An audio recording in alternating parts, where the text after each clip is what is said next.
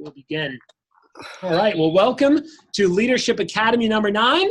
How's everybody doing? Woo! All right. Excellent. I hope there's some good energy. All of our leaders know to always have your, account on unmute until we ask that question. But we are here. I want you all to write down your notes. 8 weeks until the summer. 8 weeks until the most profitable season of our business. 8 weeks until we are in a position where we are going to grow by $1 million in the matter of just 4 months. It's going to be fun. It's going to be intense. It's going to be stressful at times, but most importantly, it's going to make all of us into the best version of ourselves. I do want to let you guys know that last week, Americans spent $2.2 million on Cutco. And while that sounds exciting, the South Best region was the #1 region with 700,000 of that. By the way, we're ahead by like 300 grand over #2 region.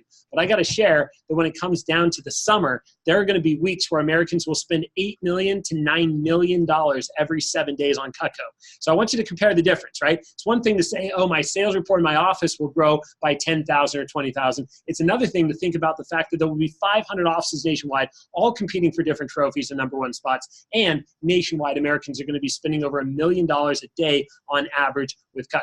That's pretty intense. That's pretty phenomenal. So I want to share with you guys that right now is the time for you to be leveling up. And that's the theme of Leadership Academy number 9, is to level up. Later today, we've got a division meeting. We're going to have Tyler on there doing the closing wrap-up message, and he's going to be talking about leveling up. But what does it mean to level up? And for me, what I love most about Vector Marketing is the fact that this company helps me grow personally, professionally, and financially. And as an organization, right, I love it because it helps me become a better me.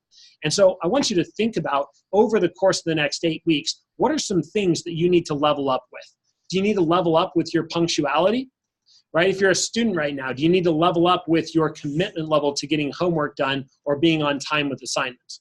You know, for everybody, right? Do you need to level up with your physical activity and your wellness, right? Taking care of yourself. You can't help other people grow and become better themselves if you are focused on you becoming a better yourself.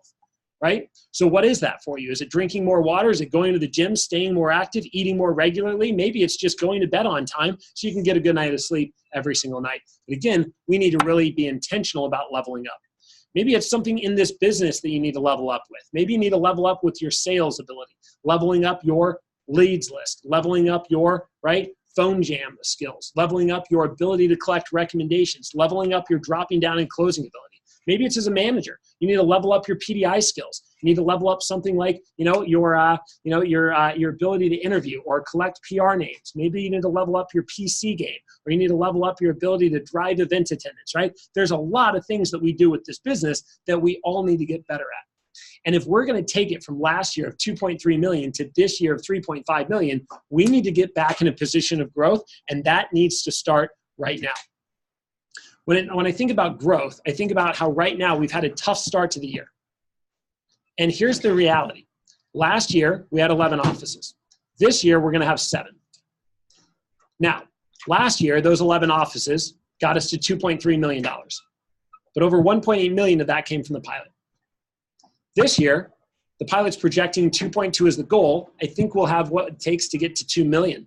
Which means I need the other 6 offices to knock out $1.5 million. And when I break that down, that breaks down, right, to right around $500,000 a piece. Right? Or sorry, $300,000 a piece. 5 or 6 offices, 300 grand, we could do more than 1.5 million. The point is, we need everybody. And we need your office, we need you as an assistant manager to really start to level up your organization, level up your recruits per week, level up your PRs set per week, level up your sales report every week. There are 8 weeks left, so what are you doing to level up? We need to make every day count. We need to make every week count. And right now, I want to congratulate our organization because as of last week, we launched an additional 13 new reps onto our squad, which was beating last year that same week with only 6. And that puts us now in a position of growth with recruiting.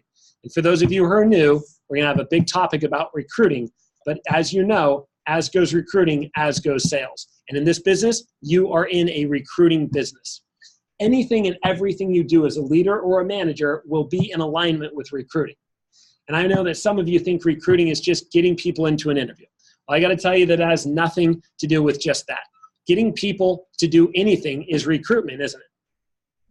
So make recruitment your priority. Make recruitment your power skill. Make it your superpower. Well, how good are you at recruiting people to come in for interviews? That's a good question. But then, how good are you at recruiting them to show up to training? And then, how good are you at recruiting them to go after $1,000 in their first weekend, or $3,000, or $6,000, or $10,000 in their fast start? How good are you at believing in people? Because recruitment is really one word, and that's influence. It's influence. It's positive influence.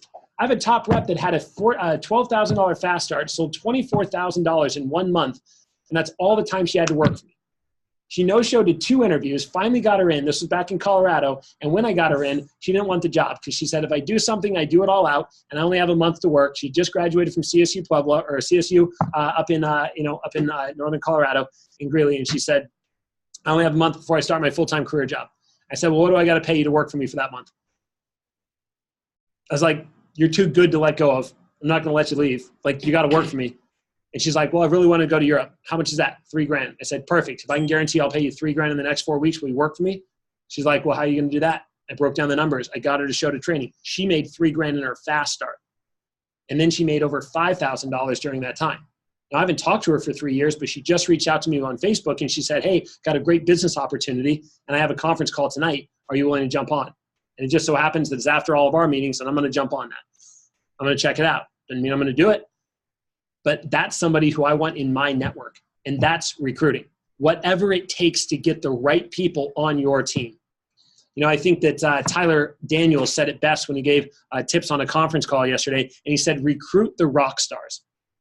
You know, in our organization, I don't want to just recruit leaders or reps. I want to recruit future managers. I want to recruit future Marissas and future Carltons. I want to recruit future Hall of Famers and CSPs. I want to recruit future Rolex watchers where you can wear a baller watch and drive a black BMW for free because of your job.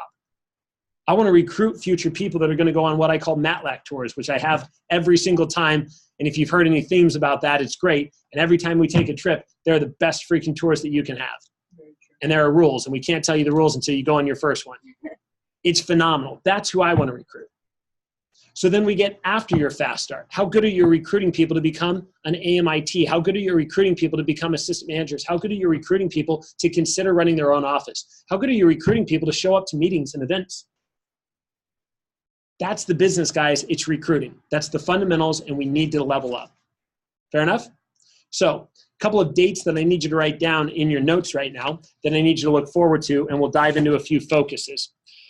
The first date I need everybody to write down in their notes is the next Leadership Academy. So if you like what you gained from this one, realize that the next one is exactly in 4 weeks, and that is going to be on March 28th. That is the last Leadership Academy number 10. That is the complete series. For those of you who just jumped on, every one of these are recorded and uploaded to YouTube, so you can watch them at your own desire and on your own timeline, and you can get all of the information and content that you need. Also, it is it's a bit of a far stretch, but it is not too late to run an office this summer. We've got 7 offices opening up. You get $8,000 in free money as a branch manager. I can give you a crash course on how to lead an organization, and that's free money you don't pay back. And we can get you to open, operate, and close your own business in the matter of a summer. If you have an interest in running an office and you have an interest in possibly doing that this summer, come and talk to me. That's the first step, and let's have a serious discussion about that as an opportunity. I want to let you know that after 3 years of working here with Vector, I had run a branch and been a pilot and been an assistant manager for a summer. And I opened a district. And I did $440,000 in my first 8 months. There was a girl named Lauren. She had only been in the business for less than half a year. She opened up an office, and her office did $550,000 in the first 8 months. She beat me by over $100,000 with only 6 months or less than 6 months of experience.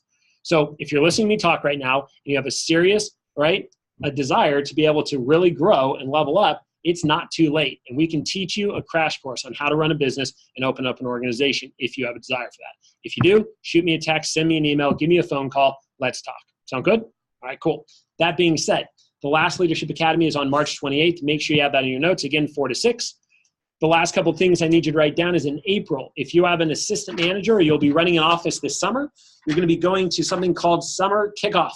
This is where anybody that is the best of the best in the management world, all the way from Arizona to Alabama and the South Best region, comes together in Houston, Texas. And we get together to talk shop about how we're going to have the greatest summer of all time.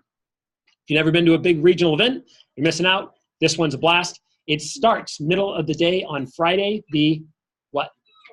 12th, and it ends at 3:30 on the 13th. By the way, those of you that are running offices are going to be flown there. Those of you that are assistant managers, you guys are carpooled down, but your district manager is going to pay for your whole hotel as well as all of your food, which means there's nothing out of pocket, no expense for you. You're welcome in advance. Talk to your manager about getting signed up and being eligible for that for sure. It is a blast and a lot of fun and very, very impactful. Look forward to it, 100% no doubt. They also have lots of drawings for free Cutco. That being said, on the 25th of April, by the way, the 22nd of April is the last day of the spring campaign. The 23rd of April is the first official day of the summer. So what that means is we need to have momentum going into that. And we need to make April feel like May, May feel like June, and we need to really be intentional about doubling our sales. Last summer, we did about $1 million in sales. So it's very easy to figure out how we're going to grow by $1 million. Take last year's sales report, double it every week, and here we go. For some of us, that's going to be tough to double because we had a really good summer. For some of us, we had a really tough summer, so doubling shouldn't even be your goal. You should be thinking about tripling, quadrupling, or even doing more. And some of our offices are going to be new, but that's got to be the mentality as we move forward. Last thing I need you to write down is the next big push period. Of course, we have a 4-day push on a divisional scale, but the next nationwide push, national push, is going to start on April 23rd. So you need to make sure you guys have that in your schedule, and it is going to go through the 13th of May. So again, April 23rd through May 13th. There is something called Virtual Sales Summit. Talk to your manager about signing up for it. I believe it's the week of the 13th. It's not a conference. You don't have to travel anywhere, but you pay $75. You get an access code. It's live streamed with the best of the best in the nation. You get free Cutco at a significant discount for signing up, and you're now eligible to win push period prizes from National for those 3 weeks of sales. Those push period prizes include things like $1,000 travel voucher to anywhere in the world you want to go. They include things like a free set of Cutco cookware, a free Red Homemaker. They include things like $500 worth of free Cutco of your choice. They include things like Yeti coolers, the big ones. They include things like $500 gift cards to Nordstrom. Xboxes, PlayStations, ridiculous, iPads. Last year they gave away a MacBook because they could. I would highly recommend being intentional about those 3 weeks of sales to kickstart your summer and kick things off with a bang. Sound fair? So those are the updates for this calendar that you need to look forward to. And the last things that I've got is focuses right now before we dive in to our training. And I want you to definitely make a list. First focus that is a major one for us right now is what we call Facebook Jumpstart. And I got to share with you guys right now. I'm going to minimize this screen. We'll pull this over real quick. And when it comes to Facebook Jumpstart, I need you guys to be very intentional about making sure that you are part of the community. So the first thing that you can do right now is talk to your manager about going to something called Facebook.com. When you go to Facebook.com, I'll share my screen real quick. Oh, look at that. 3 years ago, we were watching a soccer game in Europe. That's Old Trafford. Man U versus Arsenal. I remember that. All right, so you're going to go on here and you're going to search for something called Facebook Jumpstart. And when you find it, it looks like this. You want to join this community. Now, your manager can add you to the community, but there are something called units. And so far, there have been 4 different units that have been released. You need to listen to them, like them, and then complete your research, if you will, right? Showing that you've gotten these done. Okay, so keep that in mind. You got to keep up to date with those, all right, and be a part of the community. They've got amazing posts with the discussion boards about things that are working and things that are happening. The second thing you want to do is write down a website, fbjumpstart.org. So fbjumpstart.org. Did that work? Clearly it did.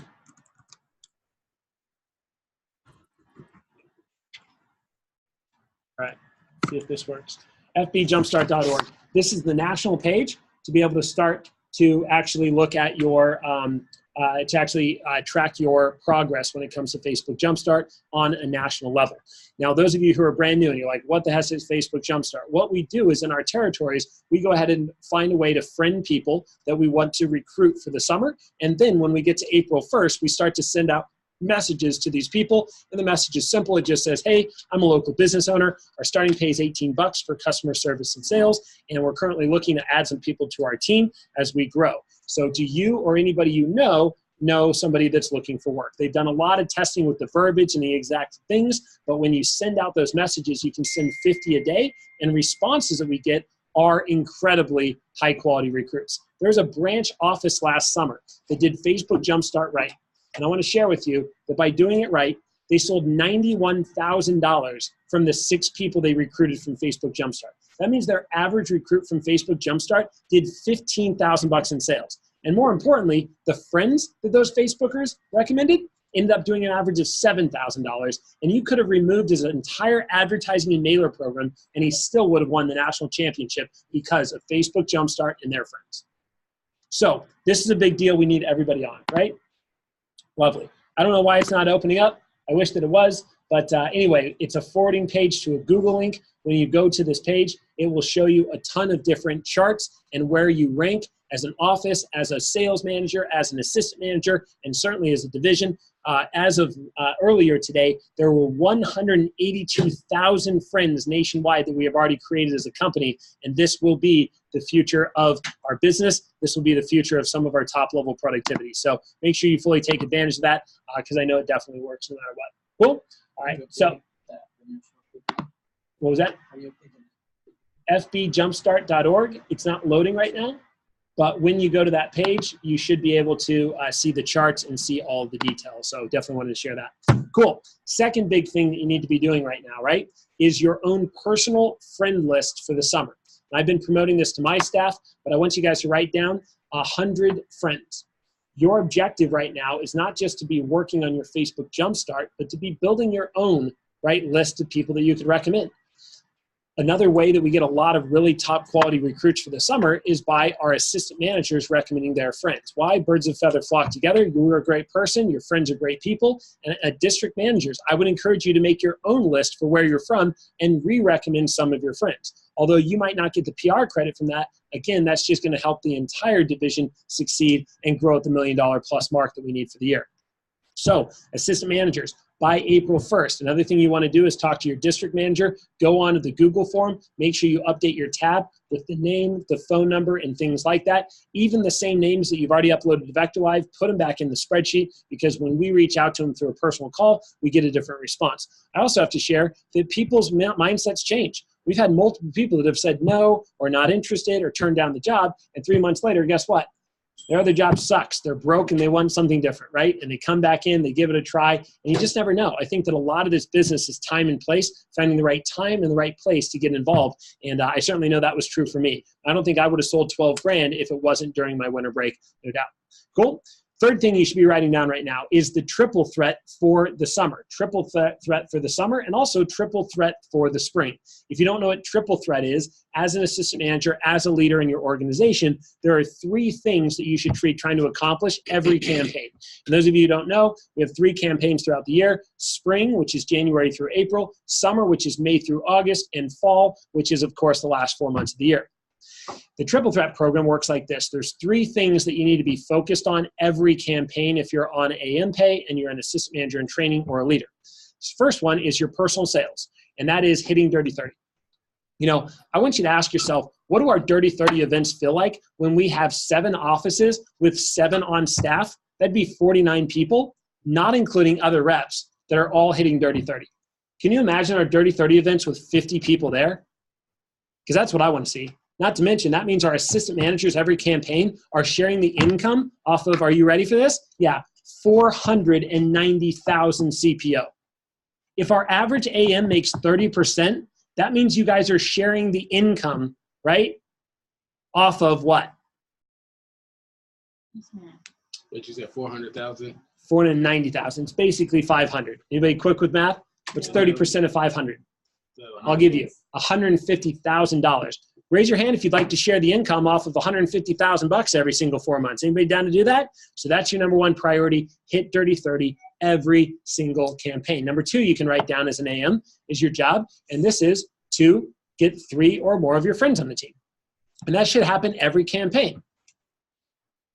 Now, the question was posed to me by Bree today, and it's like, well, I don't think I have that many friends. And I said, then make more. You're a recruiter. Go to your fast food restaurant, see somebody that's working there that's probably getting paid like terribly, and compliment them on how great of a personality they have, and then let them know that you've got a manager that's hiring, starting pay is $18, flexible schedules, and a really good resume builder. Can I get your number real quick so I can have you come in and meet them? You're meeting new people every single day in your life. And if you're not, you should start, right? So realize that there's always more people that you can recommend, and you should be trying to get at least 3 friends on the team every single campaign. My challenge to you, if you're an AM, is to try to get a new friend in every training class. Can you imagine how great the summer is going to be and how quickly you're going to build a network of 10 buddies on your team if you have a new friend starting every week of the summer? It's pretty exciting, okay? So find a way. And the third and final one is your own personal PRs, right? And not personal PRs, sorry, your PR game. And of course, PR stands for personal recruits. We have blitz days in our office. This summer, we'll have 4 of them in each office. And your goal is to rock out PR calls, right? In order to hit that level of triple threat, you got to book 50 over the course of a campaign. Cool. So how are you doing with that? And where do you need to level up? Don't forget, when you get 3+ friends on the team, you're eligible to win a Team Builder Scholarship to make anywhere between $100 and $1,000 in bonus money. Yes? I have a question. Cool. After you said the personal friends list of 100, you said by April 1st, but is that friends list by April 1st due? Is that what you're saying? Yes. So you want to have your 100 names and phone numbers uploaded in the Google form with your manager, because starting in April, your manager is going to start to call all of those friends. And sometimes you're like, well, my friends live out of state. They're off at school. Hey, fantastic. We'll do steroid one-on-one interviews virtually through FaceTime. I'm going to talk about that in a bit, and we'll make that happen. So that's not a problem at all. Yep, good question. Cool.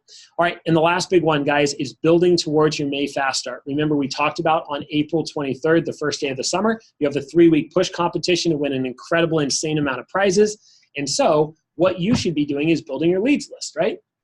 So how many names and numbers do you have on your list right now? If we were to do a count up, how long would you last in the count up? Right? 0 to 50, 50 to 100, right? If you have any less than 100 names and numbers, you need to sit down with your manager in the next 48 hours and have a PC and get to 100 no matter what, right? But if you have more than 100, that's great. Can you go higher? Can you get to 150, 200, 250? If you go into the summer and you have 250 fresh leads that you can call, I guarantee you those first 3 weeks are going to be wild. And let's say in 3 weeks you accomplish something like 30 demos, which isn't even that big of a push, 10 demos a week. But let's say you did. Let me just ask you real quick, right? At 5 referrals a piece, that's 150 fresh leads. So it costs you what? Maybe 50 leads to get those 30 booked up, but you got 150 from that? That's 100 gain. And then it builds the skills in to be able to dominate the summer for SC1, SC2, and all the other big push periods, right? It's going to be really, really fun. Cool? So anything other than that? Any questions, any concerns, comments, things like that? All right, sweet. I know I did this last time, but I do want to remind you again, in the summer, I'm going to do a very quick overview of the dates in the summer. So don't forget, there are 3 major push periods in any given summer. The first push is the first 3 weeks. Already gave you the dates on that for the Virtual Sales Summit. The second big push starts in June, so you can write it down. But in Oklahoma City on June 10th, we are going to have our division meeting. That night, we are going to change it up. Starts the push. We have the division meeting. You literally leave and go to demos right off the bat. And anything you sell that night and further on in the push counts for the push. It's going to be awesome. SC1 is going, so that was June 10th. SC1 is going to be in Dallas, Texas. We're joining up with Texoma, and we are going to go head-to-head with all of their DMs, all of their branch managers to see who can bring home the trophies. SC1 is going to be on June 26th with the 10K Fast Start limo, as well as the actual a 10K push limo that night. And we are going to Fogo de Chao. It's going to be phenomenal, June 26th. Okay? Then we have a lull of about 3 weeks over the course of the holidays. We're still selling, right? Holidays being July 4th and Independence Day. And then we dive into the kickoff to SC2. And the kickoff to SC2 is going to be July 15th. That's a Monday, still once again in Oklahoma City. And the push starts that night. And SC2, the biggest and baddest event of the entire year, is going to be shared with 4 other divisions. And it's going to be down in Georgetown, Texas, which is just north of Austin. And it's going to be with all of Lone Star, all of GCK, all of Texoma, and all of Great Plains. It's going to be wild. Last year, with just 2 of those divisions, they had over 35 people sell $10,000 in the matter of 2 weeks to be on that limo. They had to get 2 like super stretch long party buses, and now we're going to have 4 divisions there. And guys, I just got to share that the payout for having a 10K SC2 is not going to be a nice limo. We're going to do Fogo de Chao the night before. We're going to do events training the next day. And that evening for 6 hours, we're renting houseboats going out on Lake Travis, and you can do whatever the heck you please on Lake Travis for an entire evening before you come back home. I don't want to miss that. That is going to be August 3rd and August 4th. And what a phenomenal way to wrap up your summer before you have a couple weeks of transition and getting back into the school. SC2 stands for Summer Conference 1 and Summer Conference 2. Cool? Don't forget, you get free Kukka to go to every one of those events, okay? And Austin is less than a 7-hour drive. It's not that bad, and it's going to be a lot of fun. Looking forward to it. So let's dive into our teaching topics as we move forward. I hope you're looking forward to this. I know that I certainly am, and I can't wait. I wish the summer was already here, kinda, but I'm definitely not fully prepared, so I'm kind of glad it's not here yet either. So first thing we're going to do, we're going to load up some different things, but what I want you guys to do is I want you to go ahead and I want you to write down personal recruits, okay? So our first topic up until 5:15 is going to be based on personal recruits. And personal recruiting is the answer. We always say RITA, R-I-T-A, that stands for recruiting is the answer, but I like her good sister, PRETA, which stands for personal recruiting is the answer. So what I want to talk about is when it comes to recruiting, especially with PRs, Bailey, I don't know who that is, but that might be one of your trainees. I want you guys to make sure that you put down, okay, that the best types of PRs recruiting is what we call steroid PRs. So what makes somebody a steroid PR? Who wants to take a stab at that? And I don't want to scare Tyler and Sam away. They're like, steroids? You guys do steroids? I'm just kidding. But again, right, steroid PRs. What makes something a steroid PR? Whenever the rep who recruited them is also there for the interview. Very good, Arham, right? So the rep that is like recommending the friend is also there for the interview. Otherwise, it's just a one-on-one interview. Now, many of you know we run our group interviews, right, with the pre and the group and the post, but a lot of you probably also know that we do one-on-one interviews. Now, there's nothing wrong with a one-on-one interview. It's a little bit more intimate, a little bit more private, a little bit more directly targeting them. But the reality is that when it comes to a one-on-one interview, guys, here's the thing. It's not a steroid. And the reason it's not a steroid is because you don't have the conviction level of the friend that is there, right? And that's what makes it so valuable. If you really want to look at facts and figures, you'll find that on steroid interviews, almost always we have a 60% plus show to training compared to our normal 40% show to training, right? So you're going to have such a more likely chance of getting this person involved. So my philosophy is when we have a top level recruit that we really want to get on the team, I don't want them in a group interview waiting for 30 minutes to have a meeting. I don't want them even in a one-on-one interview just with me because they don't know me, I'm a stranger.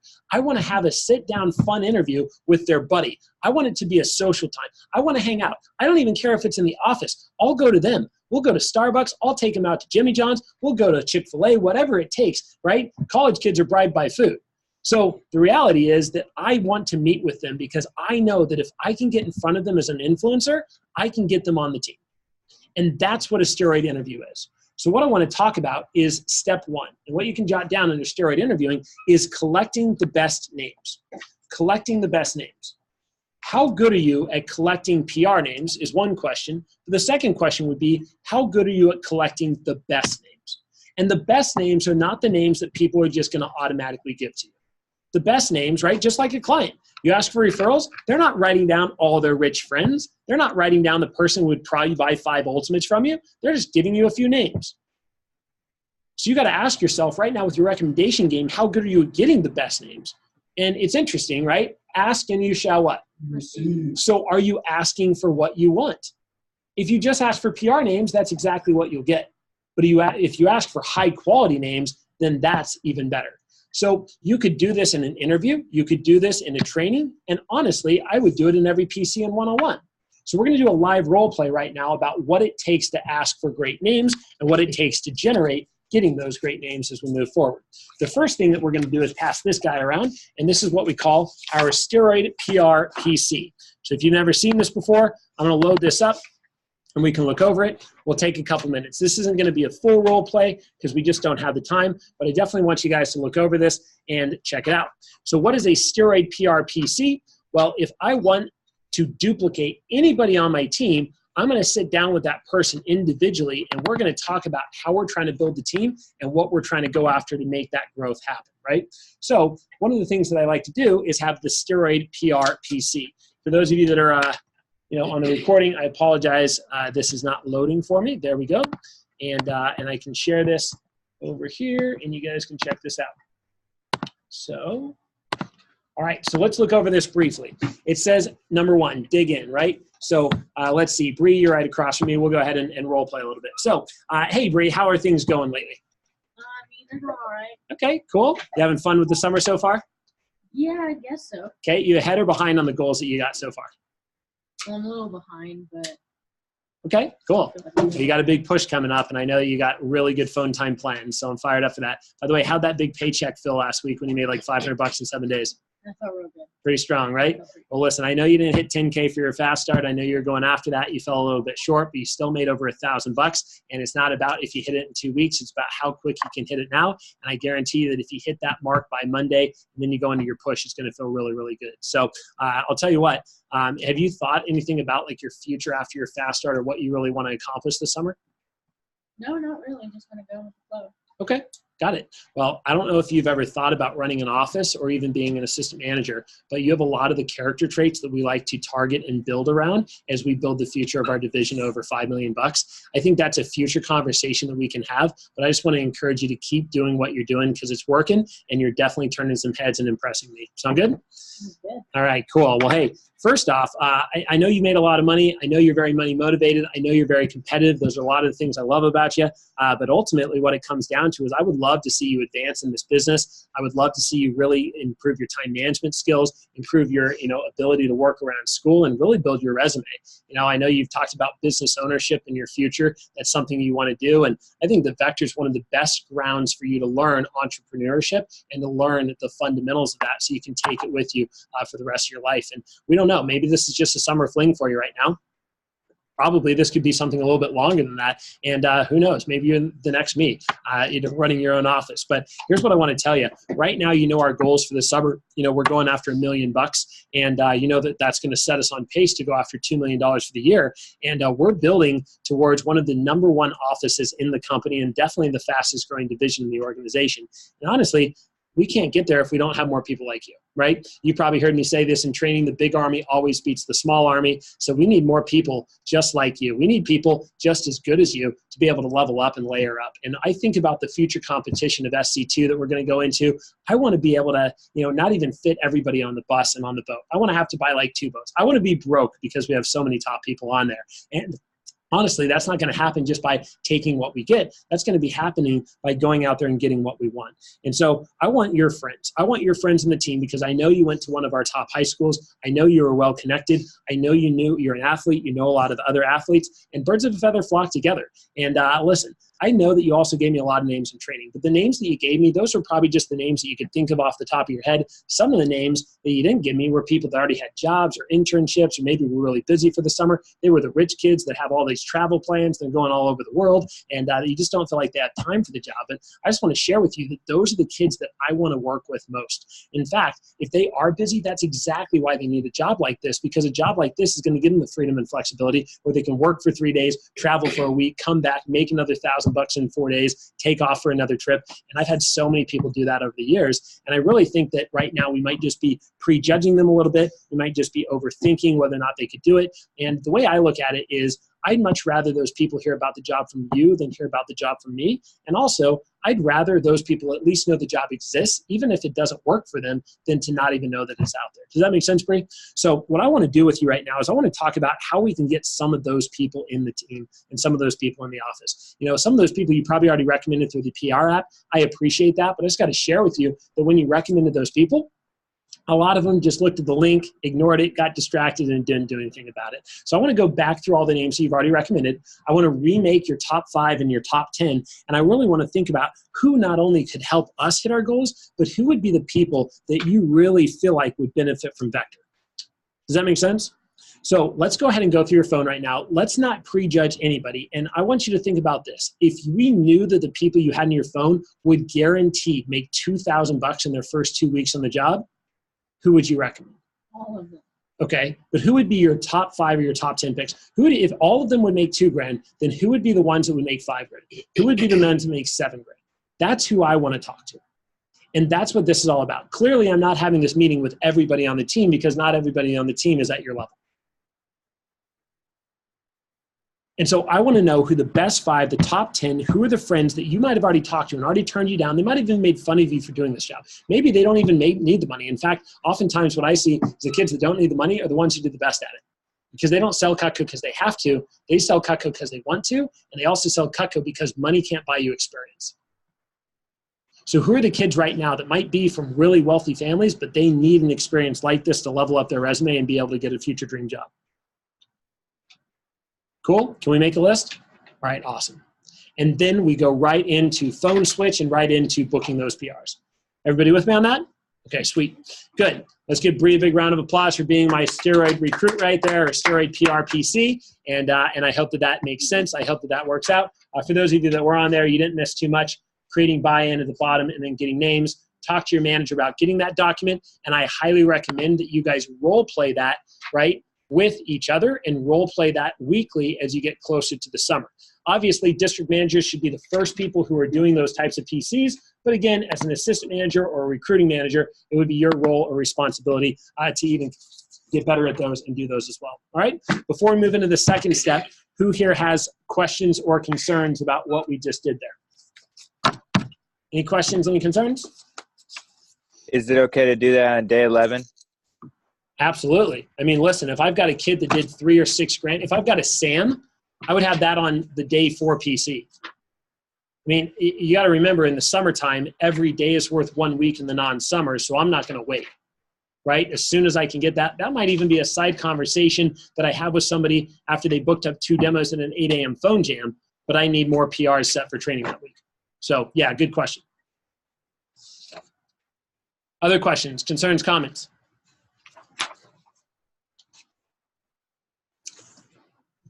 All right, fantastic. Well, let's move on. The second step to this is we've got to make sure that after we collect the names, we've got to make sure that we actually call the names, right? And there's multiple different ways for you to be able to call names. Now, we got to remember that when we initially got the name, we sent them to Conveyor, which means they got a text message, they got a PR link, right? And they probably ignored that.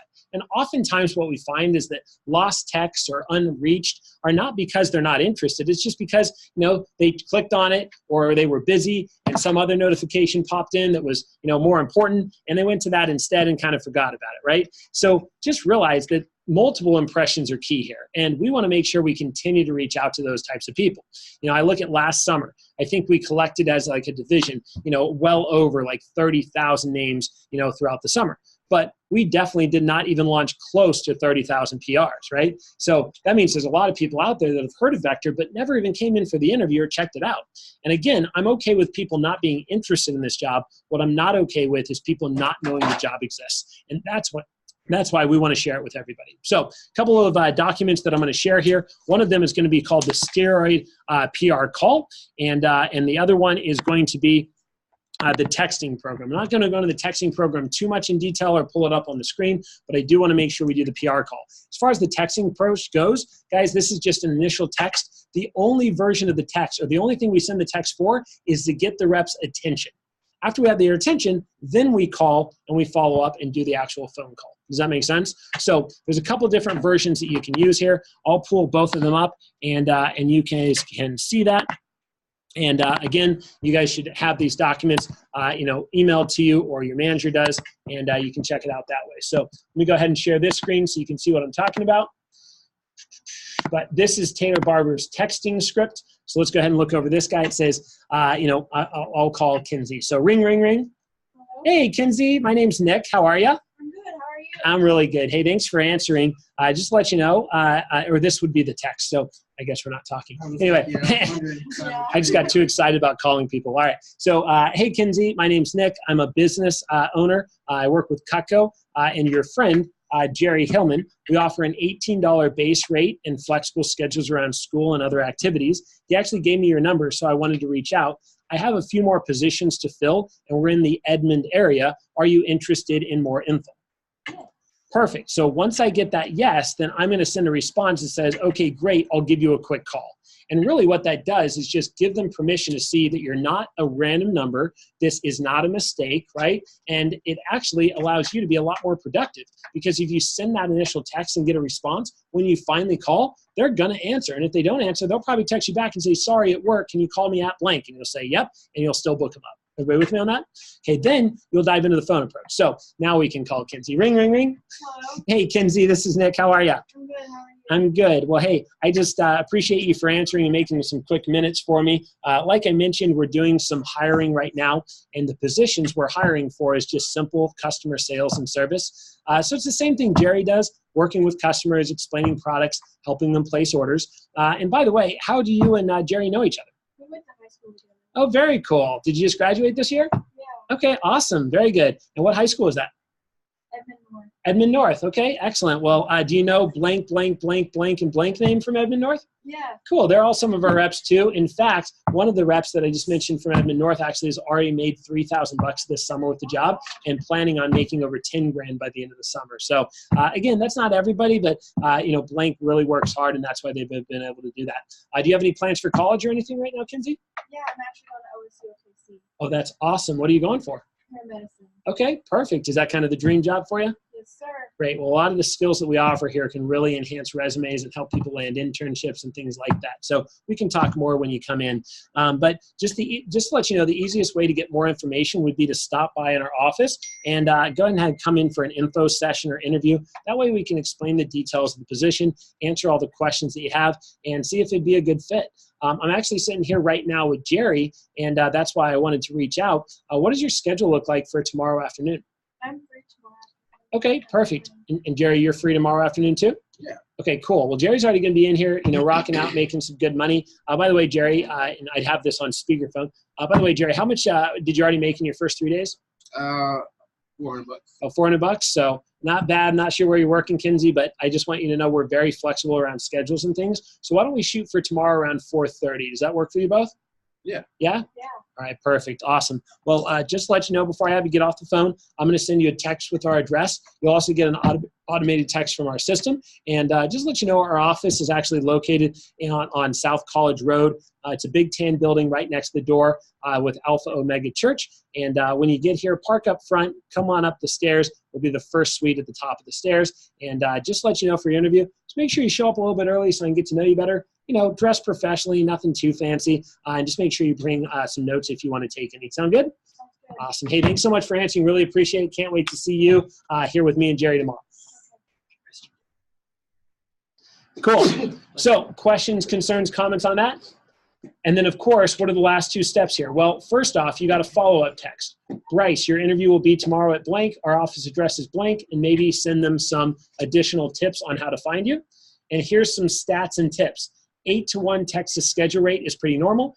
35-to-1 launch text to launch rate. Initial text out to how many you launch from training with the whole funnel.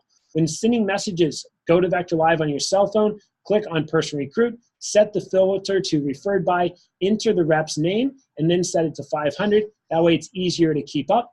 This also makes it easier to text because you can just hold down the phone number and then click and send the message. Then just copy and paste each new message and be sure to change the PR name. When using this method, you should be able to get out. Are you ready for this number? 120 texts per hour. Why? Because they're using their cell phone to go to Vector Live, find the filter, and click the number. That way you're not sitting there and looking really close and dialing the numbers. It's just copy, hold, text, yes, boom, copy, paste, change name, boom, boom, boom, boom, boom. And for those of you doing this process, I would highly recommend spending 30 minutes just texting. Don't worry about responses. Text, text, text, text, text. Just get them all out, and then spend another 20 or 30 minutes following up, having those conversations, and getting them booked. Does that make sense? Or making sure you make a list, and half an hour later, calling to follow up with them. Cool? Questions, concerns, comments on that? All right, sweet. Those of you that are managers, you're looking at this and you're like, man, that sounds like a lot of work to do in the office. Exactly, but think about it this way. If you practice making PR calls all the time, you're getting practice handling objections, talking on the phone, building rapport with no risk of ruining your leads. Not to mention, the more people we recruit, the more Kaka we sell, and the more money you make with your AM pay. So sounds like it's payoff and worth it to me, right?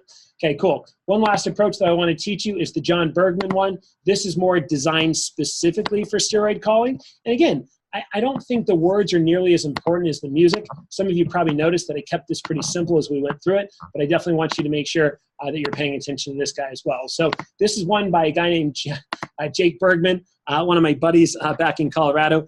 Jake had a very outgoing personality, quiet, reserved, but really funny. And some of the things that he says is a little bit silly. So let's go ahead and look over this. This would be the actual steroid PR call. Again, I would recommend sending them a text just to introduce yourself, find a time that's convenient to call. But let's go ahead and go through this one. So Jerry, you're going to be referred by Bailey this time. Sound good? Bailey, will you get some more water for me, please? Thanks. All right, cool. So let's talk, right? It says the steroid PR call. So here we go. Ring, ring, ring. Hello? Hey, Jerry, this is Nick. How are you? Cool, man. Hey, I know this, my name doesn't ring a bell or anything like that, but I'm actually your buddy Bailey's manager. How are you doing today? Okay. Yeah, I'm doing pretty good. Okay, cool. Did Bailey tell you that I might be reaching out to you? No, I don't think you mentioned it. Cool. Hey, no worries. I probably just beat Bailey to the punch. We both know that sometimes he's a little forgetful. So anyway, look, I know this is a little out of the blue, so I definitely don't want to take up too much of your time. But the reason I'm calling is because Bailey had wanted me to reach out to you personally. He didn't know if you needed a job or you were looking for some extra cash or experience or anything like that, but he actually thought you'd be a really good fit for where we work and what we do. And I'm actually the owner of that office, and that's why I'm personally spending my own time to reach out to you. So has Bailey gotten a chance to tell you a little bit more about the new job and where he's working so far? I think it was on Snapchat with a knife or something. Cool. Was it video or just a photo on Snap? It was a video. Yeah. What else was in there besides the knife? I think a pineapple or something. Pineapple? Cool. Well, we definitely have some sharp kitchen products, no doubt. We also make a lot of money. Did you actually have a chance to check it out when you saw that, or you just kept tapping? No, it was just on Snapchat. Yeah, just swipe. Okay, no worries. Well, hey, it's pretty tough to explain like any job over the phone other than something like lifeguarding, because that's just like sitting in a big chair and making sure people don't die, right? But to give you some bullet points, basically like what we do, right? And you can just go on the handling objections page, right? Which is on the back. So if you double side this on the back side, you're going to notice that it has all the details of the job, and you can talk about what we do. So we could just scroll here and say, well, Jerry, what we do and all of our sales reps do on a day-to-day basis is just set up appointments with our customers, present our products to them, and then just help them with answering any of their questions. It's actually super fun because most of our customers are married ladies between like 30 and 60. So it's basically just soccer moms and housewives. No like Johnny Weird guys or anything like that from down the street. Cool? Okay. Okay, great. Like I said earlier, it's tough to describe any job over the phone. So that's kind of what we do and how we do it. And then you would just go into where it says if yes, right? Cool. So what I'd love for you to do, if you're game for it, is just sit down with you personally as well as Bailey, maybe 15, 20 minutes at the most, and just kind of run through the details of the job with you. Now, before you freak out about commitment or anything like that, just realize this is one of those where it's totally non-binding. So if we get to the end and you feel like it would be a good fit for you, hey, that's great. We'll get you set up and get you rocking just like we did with Bailey. But if we get to the end and you just feel like it's not something you have the time for or just not up your alley, hey, no big deal. I promise that you and Bailey will still be friends afterwards. So does that sound like something that we could handle or you can handle? Should I ask a question or say yes? Just say yes. Yes. Okay, great. So I know that I wish they all asked me that. Can I ask questions? No, just come in. Okay, great. So I know this is a little bit short in notice, but what does your schedule look like for the rest of today? I have basketball practice at 4, and then I get done with that at 6. Okay, sweet, man. Well, that actually is probably perfect for me. I finish up one of the last things in my office right around 6:30. I know Bailey will be here making some calls anyway. So is there any chance that you could roll by our office? We're in the Edmond area, like a mile away from UCO. You probably know where that's at. So is there any way you could roll by here at about 6:30? Yeah. Okay, perfect. Awesome, man. Well, hey, I'll tell you what, if that works out for you, that'll be great. I'm going to write it down in my planner. You'll be here later this evening, and set a reminder in your phone that you'll be meeting with me at 6:30. By the way, do you like, I know after basketball practice, you'll probably be a bit hungry. Do you like Chipotle or Chick-fil-A or anything like that? Oh, yeah. Okay, perfect. Which do you like more? Jimmy John's, anything? Huh? Chipotle. Chipotle? Okay, cool. Why don't you do this? I'm going to text you our address right now. I need you to text me back what you want from Chipotle. I'll make sure that Bailey picks it up. It'll be on me. I'll pay for it. No strings attached, man. And that way, right after your basketball practice, you can come in, get some good food, and hang out with us. Is that cool? Oh, yeah. Okay, awesome, man. Well, hey, thanks so much for answering. I appreciate it. It's going to be me personally meeting with you, so it's not some random dude. And the only other thing I need is just an email real quick so I can plug you into our system. Can I get that? All right. Yep. That. Cool. Well, hey, I know that normally I would tell you that the attire here is business casual. I know you're going to be coming from basketball practice, so don't worry about it. Maybe, throw a hoodie on over or whatever, but you'll be just fine when you come in because I know you're coming right from basketball practice. So other than that, man, really good talking to you. Can't wait to see you with Bailey here and enjoy some dinner tonight. Cool? All right. All right, man. See ya. So, questions, concerns, comments, right? I know a lot of this is the live role play things that we do. Ben, Mrs. Jones. Cool. I also want to remind you that on the back here of this document, you have handling steroid PR call objections. So what is the pay, right? The last thing you ever want to do is on a call like that to randomly answer off the top of your head. So you want to start to use the scripts, right? Oh, that's a great question. Our reps get paid $18 per appointment, regardless of sales or results. Our appointments take about 45 minutes to an hour. So basically it's like $18 an hour. So even if your time is limited and you would only be able to do just a few appointments a day, you can make more money here than you can at most places. Plus, we enacted 100 scholarships given out annually and an opportunity for college credits as well. So that definitely doesn't suck.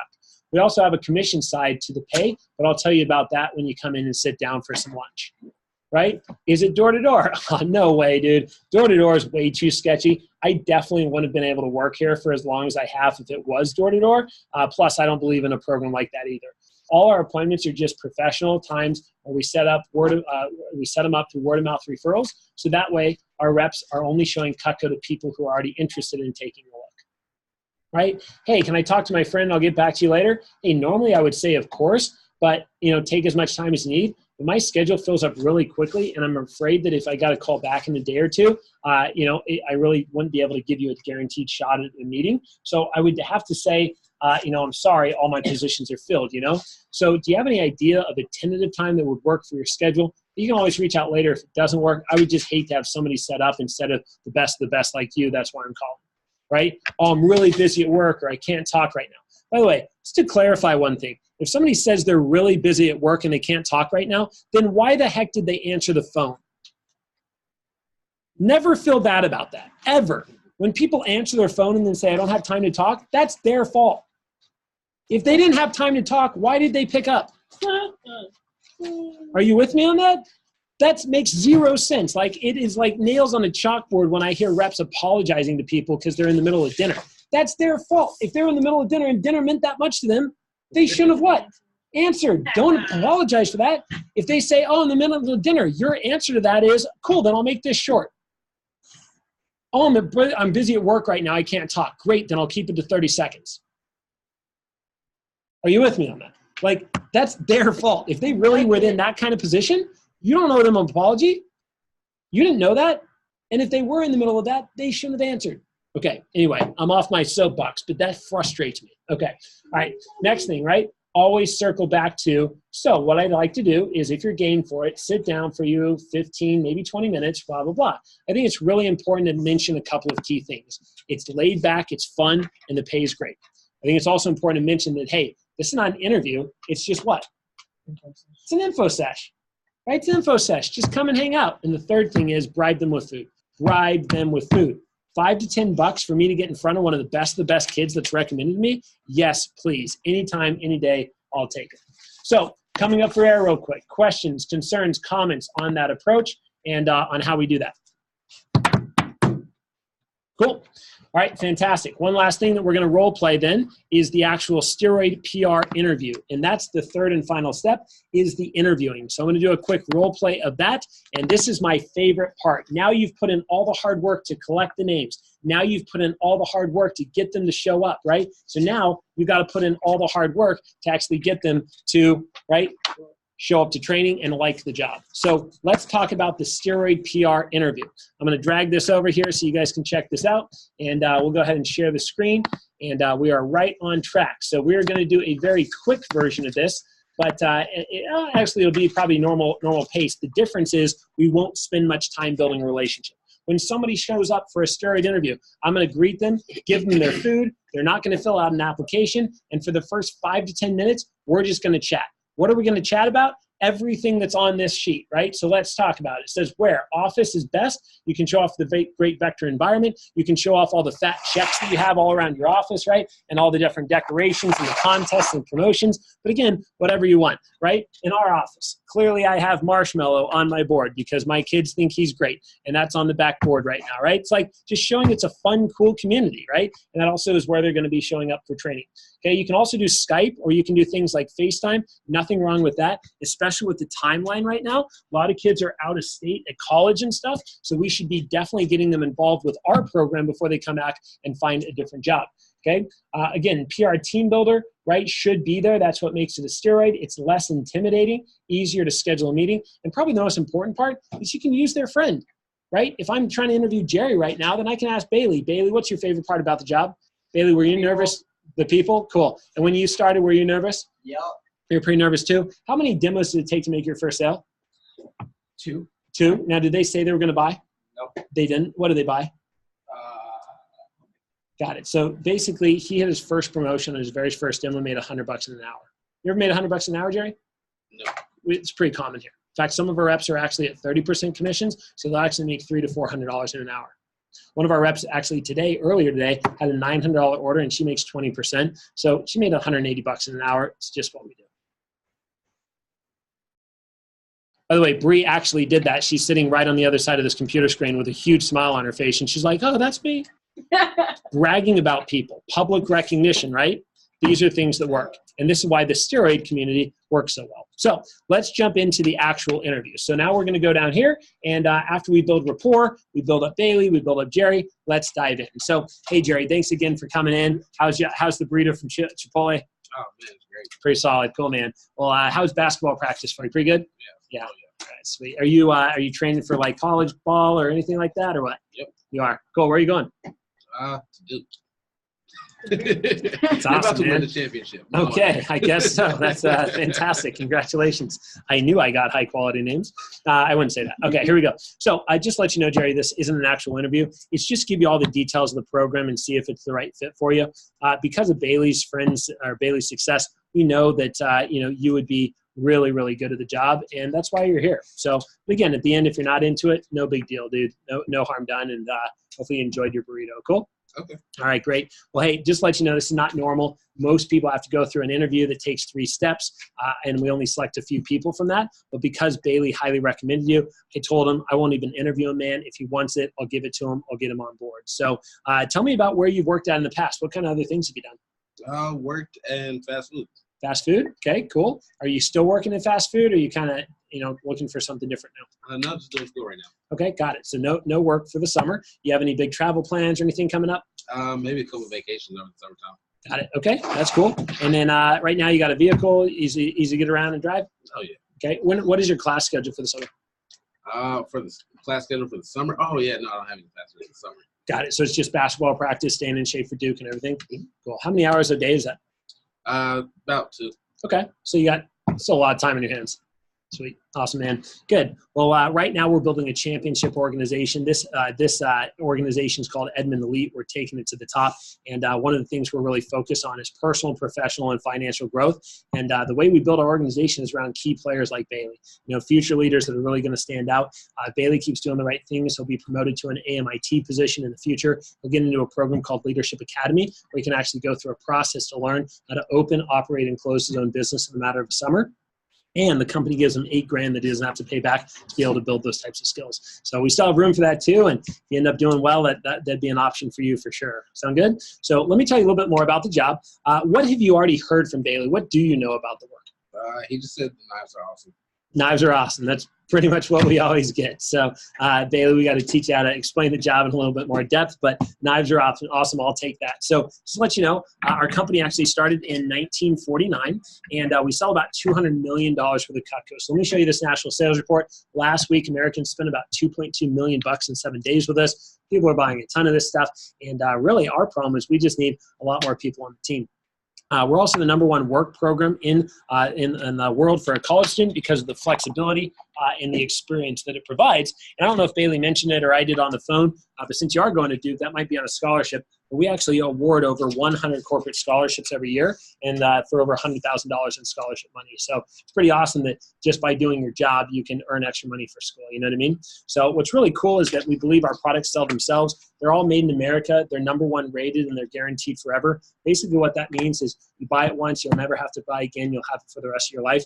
And the cool thing about it is that they're all made in upstate New York in Olean. So have you ever seen Cutco in performance before or anything? No. Okay, cool. Well, no big deal. And this is the part where I'd actually cut the penny and show it off. And how cool is that, by the way, cutting the penny? Pretty awesome. Yeah, so you can imagine, like, with that kind of demonstration, do you think that we really need to sell the product here? No. Bailey loves it because basically the product sells itself. We really just need somebody who can smile, nod their head, and cut pennies. And as long as they can knock that out, they'll probably do pretty darn good with the job, right? So the nice part about it is we have so many different products to offer. We talk about crappy cutlery. We also talk about our high-quality stuff and our guarantee. The other nice part about the guarantee is the guarantee is forever, so people can pass it down for multiple generations. Somebody can die, we'll still replace that family's knives for free forever. So there's really no way to avoid it. We have small knives. We have big knives. We have different sets that fit in the drawer or on the countertop. We have really big sets. They actually come with like everything that we make, which is pretty cool.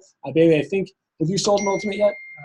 No, I sold Signature, so that's this one here. But he made some really good money off of it. We teach all of that in training, and I get it. When I was in college 13 years ago, Jerry, I looked at this and I was like, I'll never sell one of these. And then all of a sudden people started buying them, so it's pretty cool. We also have smaller sets for people that don't cook that much, so things like some of our starter sets for people in apartments and dorm rooms. Do you know a lot of people that cook, by the way? Yeah. Perfect. Cool. So you're probably seeing things you're like, oh, this person would love that. And yeah, we make flatware. We also make a full line of cookware. It's guaranteed forever and made in America. And then this is one of my favorite sections. Pretty much everybody can afford stuff because we have things that cost $20. We have things that cost a little bit more than that. We have sets that are $200. We have things that are $2,500. I mean, we can find something to fit any budget. But what I really love is our gadgets. We also have our cheese knives. We have a full line of hunting knives, K-bar knives, pocket knives, gardening tools, things like all of our barbecue tools, and then a bunch of gift sets. And we do laser etching and engraving for all of the realtors and things like that out there too. So we've got quite a big list of things, over 100 different items that people can choose from. So do you see some cool stuff in there? Yeah. There's so many other demos I'd love to show you, but I promise you only 20 minutes. So our market is really just people who are homeowners over 30, people that are housewives, and we really like to make sure that we target people in the residential market. So we're not going to like Chili's or Outback Steakhouse or anything like that. So let me tell you a little bit more about our sales program. One of the things I think Bailey loves is that it's all word-of-mouth advertising. So we don't do any door-to-door, no cold calling, no canvassing, no telemarketing. All of our referrals are warm leads from friendly customers. So it's basically friends of friends of friends. Our average client at the end of an appointment, whether they buy or not, gives us about 5 to 10 recommendations on average. And we also have a Facebook referral program. So with social media now, it's almost impossible to not have people to show or not have work to get done. that make sense? Yeah. All right, cool, man. Also, all of our appointments are one-on-one, and they average about 45 minutes to an hour. And that's something that I love because with your busy schedule, we can fit it around change-ups in workouts or routine. Also, most of our reps love that they can work 2 to 3 appointments in the morning, be done by noon, and hang out at the pool and kick it with their friends, you know? And in many cases, if those were good appointments, they made more money than their friend did working all day for 8 hours. So that's one of the big benefits for sure. Most of our appointments are in home, but we also have some online virtual ones where they can sit in their PJs, talk on the phone, and show off some videos online. But we just like to joke that it's kind of, story time with soccer moms. And, as long as you like to have fun, talk to people, and eat free food, the job could probably be a really good fit for you. When you're new, we do something called practice appointments. We start with friends and family. We don't want to be presenting like random strangers. That'd be awkward for you and for them. Most of our reps do about 15 to 20 practice appointments, some more, some less, before they jump into some of their other referrals. Bailey, how many appointments have you completed so far in your first couple of weeks? 20 appointments? Cool. You feel like you're getting it down? Yeah. And how many of those 20 have been referrals so far? So all people you know? What kind of people have you been showing lately? Friends, family, church family, friends' parents. Yeah. Cool. Do you have anybody that was like, I can't believe you called me. This was terrible. You suck. Never call me again? Nope. You had anything even close to that? So everybody's been open to at least doing an appointment? Yep. Has everybody bought from you? No. Okay. But a lot of people have? Yep. Cool. So pretty awesome. And that's kind of the way it goes, Jerry. So anyway, how's the burrito? Pretty good so far? Oh yeah. Yeah. Done. Almost done. Yeah. It's always good. I ate before you came. So I'm full. So let's talk a little bit more about this. You probably know with your network from basketball, high school, your parents, friends, things like that, quite a bit of people that cook. Am I right? Mm-hmm. Sweet. So those are the people that we help you make a list. We actually have a script. You read it word for word. 99% of people say yes to a demo. Doesn't mean they're going to buy, but it works out pretty well. Our schedules are super flexible and easy to work out. There's no maximums, there's no minimums, there's no quotas or anything like that. So you have full control of your schedule. And most of our reps in the summer, part-time, do about 7 appointments a week. So that's either like 1 appointment a day, every day, whenever it fits in, or if they want to, they can do all of them on a couple of days and take the rest of the week off. It's just up to them, and our reps set their own schedules with the help of managers. If you're looking to make a lot of money this summer and really go big, we have some reps that are considering doing 15, sometimes even 20 for our push periods. Those are also the reps that make 5, 10, 15,000 bucks over the course of the summer. Cool. So again, that would be something that we could work out. We also have something called Weekend Warriors. Students can continue to sell during school, so it's not just a summertime job, but even if it is a summertime job, they can still make great money. So there's no territories. It's completely up to a rep for where they want to do their appointments. What's your favorite vacation you're going to be going on this summer, Jerry? To Baton Rouge. Okay. Do you have some family out there? Oh, yeah, a lot of family. How long are you going for? Just 4 days. Okay, cool. So most reps, when they went to Baton Rouge, they couldn't even work because they can't bring their job with them. With this job, you can actually go to Baton Rouge and make more money on vacation than the vacation probably even cost. Now, if you don't want to work on vacation, you can also do virtual appointments for those people, and there's no problem with that either. So any questions on any of that stuff so far? How many hours a week did you say it was? Completely up to a rep. We have reps that might only do 1 demo. We have reps that do 20. It's entirely up to them on how hard they want to work. But typically athletes like yourself are pretty competitive, so they want to go big. Okay. Yeah, great. By the way, I also want to mention there's no territories. And also the average client buys about 6 to 7 out of 10 times. And our average sale is about $250 to $300. I forgot to mention too how affordable we are. Clients can pay in payments, anywhere from 2 to 5 monthly payments. There's no interest, no contract, no credit check.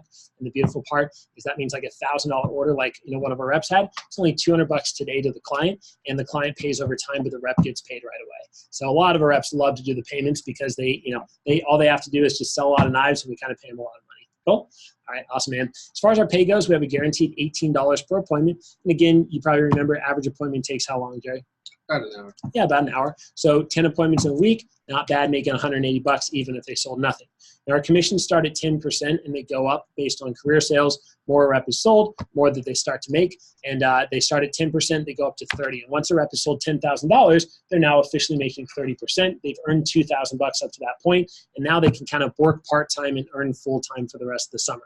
And we've had some people hit it in just 10 days. We've also had some people that have taken 3 weeks, like Bailey. We've had some people that are just very part-time, but at the end of the summer, working super part-time and making $2,000 definitely doesn't suck. Probably the best part about it is once they lock in higher commission, they never lose that. So let's say next summer you wanted to come back, no big deal. you could come back and start right where you left off if you wanted to. So it's really kind of a fallback income forever if you want to treat it that way. The top reps will make $2 to $5 grand. We even had one rep last summer that made over $12,000, and some of our assistant managers can make even more than that. Again, reps don't get both. They get the higher of the two. So if the base pay is higher, Jerry, they're going to get that. If the commission's higher, they're going to get that. They always get the higher every week. Sound good? Cool, man. Last couple things is a training. It's unlike a college class. We don't charge you to come or anything like that. There's no buy-in, and it's a great resume builder. In fact, our training's been written up in 6 different college textbooks and is currently taught at 7 universities nationwide. But I also want to let you know that it's a 2-day training, and once training's out of the way, the job is 100% flexible on your own time. It is unpaid. We pay all the money for all the supplies and all the kits. So since there's nothing out of pocket for you, we don't exactly pay you to come, but you get paid for all the demos that you do right after that. And again, it's a great resume booster for you too. So as far as the perks go, we loan you $400. You don't have to pay back. It's brand new Cutco. I know Bailey loves to cook at home and he uses it every night. If you ever want to, you can buy it for 75% off, which is only $90. Or if you want, you can just drop it back off when you're done working here. And even if it's a little bit used, no biggie. The flexibility is awesome because we can work around anything you got going on and still make it great money. The experience, I mean, I like to say that life is sales. Everything you do in life, you're selling yourself, a product, an idea, or a service. So if you can't sell, you can't succeed. And I think that what we teach here really sets our applicants and our future people apart from their peers when they apply for future internships and jobs. And really the last thing, man, is the advancement. You know, we're looking for leaders that want to move up. And like I said earlier with Bailey, move up and open their own organization. So at this point, how do you feel this job would relate to you? And do you have any questions or concerns for me? I think it sounds pretty awesome. Mm-hmm. Cool. What do you like most about it? What do you think is the most awesome about it? I got the penny. It's pretty awesome. It sounds like it makes pretty good money for it here. Yeah, for sure. Why do you think it would be a good fit for you, and why do you think you would be a good addition to our team? I'll probably beat Bailey, so I think I'll be a good fit. Okay, nice, cool, man. Well, have you talked to your parents about the job or anything like that yet? No, I just came in and found out about it, so I don't know too much about it either. Cool, man. Well, listen, you know, normally I'd give you a couple more push away questions and stuff like that, but you're definitely the kind of guy I want on the team, and I definitely want to work things out. So welcome to our team, bro. All right, sweet. Let me give you some documents. We'll get you all set up, and we'll go from there. Okay. I'm in if you're in, right? And then we set them for training. We make sure we talk about how to talk to their parents, and we wrap up the steroid interview. Cool. Questions, concerns, comments on that? All right. Couple last things that I want you guys to definitely write down about your interviews, right? Especially when it comes to steroid interviews, okay? Remember, the most important part of a steroid is the fact that the actual friend recommending is in the room with them, right? And that you treat it as something special. It's different, right? Sometimes out of the office, buying them food, and making it really an incredible experience for them. You know, they say that people make their, they make their decision about whether they like somebody or not in the first 90 seconds. Now, that first 90 seconds is not just face-to-face time. That first 90 seconds is actually over the phone when you initially call them, right? So how do you sound? What's your tone of voice? What's your intentionality, right? What's your intensity and passion for what you're doing as you go through that stuff as well? Cool?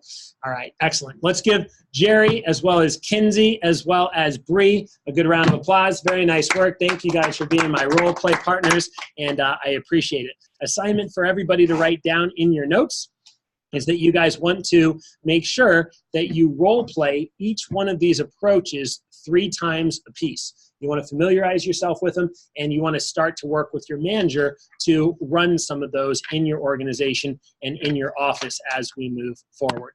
All right, cool. Well, let's go ahead and dive into the next section. I am fired up right now to have Joel Kaczynski join. And Joel, in about a minute or two, will have some Wes Frank Rising Sun managers diving onto our Zoom code. Also, I think Drew is going to be, just looking at the recording, but I promise I'll get that out to him. And I'm really looking forward to pinning you as the primary video. You are larger than life, sir, on our flat screen. And I will be turning this around. We are recording and getting it going. But Mr. Joel Kaczynski, one of my favorite people in the business. Joel and I grew up together. Those of you who don't know, I started all the way back in 2006 in Albuquerque, New Mexico. And Joel started around the same time, 2007, as a representative in Louisiana. And some of you don't know a name named Kara DePingree, but Kara was actually one of his reps back then, and now she's over 150,000, and she's married and going to be a future mom at some point, and lives out in Tulsa, and she's one of our up-and-coming events team members. So it's pretty exciting. He's still got a legacy going for him in the business, and he certainly hasn't left, just transitioned into corporate. But a couple of facts about Mr. Joel. Nationally ranked branch in 2008 and 2009, so a two-time branch manager. He was a district manager for 6 years in Shreveport, Louisiana, and also happened to be my roommate out at President's Banquet in Vegas one year, and that was a great time. Also, PR manager role in 2006. So what that means is public relations manager for corporate, going from district manager as the 1099 into a corporate position. Getting married, just had his first child recently, and moving his life all the way up to the North Pacific up in Washington. So at this point, check this out. He has pioneered programs involving social media, recruiting, reputation management, and strengthening our brand. If you've ever heard the tagline, Vector 100-0, well, Joel was a part of that in a big way. Also, been happily married for 6 years, new dad to his son, Aiden James, as I mentioned earlier, and his roots have always been with the South Best region, and certainly one of my best friends in the organization and the company. So I asked earlier, Joel is the inventor of Facebook Jumpstart. I would say he's the guy who does all of the back-end testing and tracking. He's somebody that I always know I can call. He'll answer, and he's somebody that I'm really, really close with. And I asked Joel to jump on to our leadership group because I wanted him to teach us a little bit more about some of the mistakes that we might have made last year as a division when it comes to Facebook Jumpstart, and how we really want to evolve and not make those same mistakes again as we move forward. So Joel, thank you so much for taking your time. I know that with corporate, you work with all the divisions throughout the entire company, and we are grateful for your support and your help today. So the floor is yours, sir, and we've got our notes and we're ready to rock. Outstanding. Thanks for the invite. I'm excited to share some time with you guys to run over, in my opinion, I may be a little biased, but one of the most straightforward and impactful social media programs that we have to use right now. So thanks for having me on, Nick. Yeah, many memories that I will never, ever forget. So Facebook Jumpstart, if you guys have ever had the thought of, I want to accomplish blank, a want is typically followed by a commitment that you must make to get that want. That could be a vacation. Maybe you have to save up for it. Maybe it's some goals as you guys are planning to have your breakout summer. Maybe it's, I don't know, amount of miles that you want to run. I'm certainly not a runner, so I'd have to start somewhere, maybe to the mailbox. That'd be a good start. But if you want to springboard your recruiting this summer, and particularly with social media, Facebook Jumpstart is a commitment that you're going to need to make. If you want to have a training room that you're proud of in May, with recruits that you're excited to build an organization around, Facebook Jumpstart is a commitment that you need to make right now. If you want to be at SC2, looking around the room and smiling ear to ear as your sales reps go up and they receive trophies and you guys just bring a big team. If you've ever been a part of a big team environment at SC2, you know exactly what that feeling is like, and the other side of that is you know exactly what it's like to not have that. Facebook Jumpstart is something that you have to commit to if you want to make that a reality.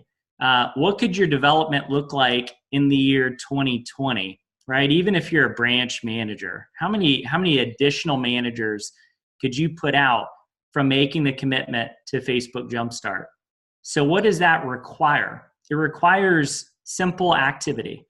One friend request at a time makes those dreams happen. And in April, one message at a time makes those things happen. So by following the Facebook Jumpstart program consistently, and I think that's the key word here, consistently. Yeah, it's like it's a old. farmer. They're sitting like, I'm hungry. Let me go make a sandwich. Hey, you got some of this? This is you gotta plant now. You give yourself a shot and an opportunity to make those things happen.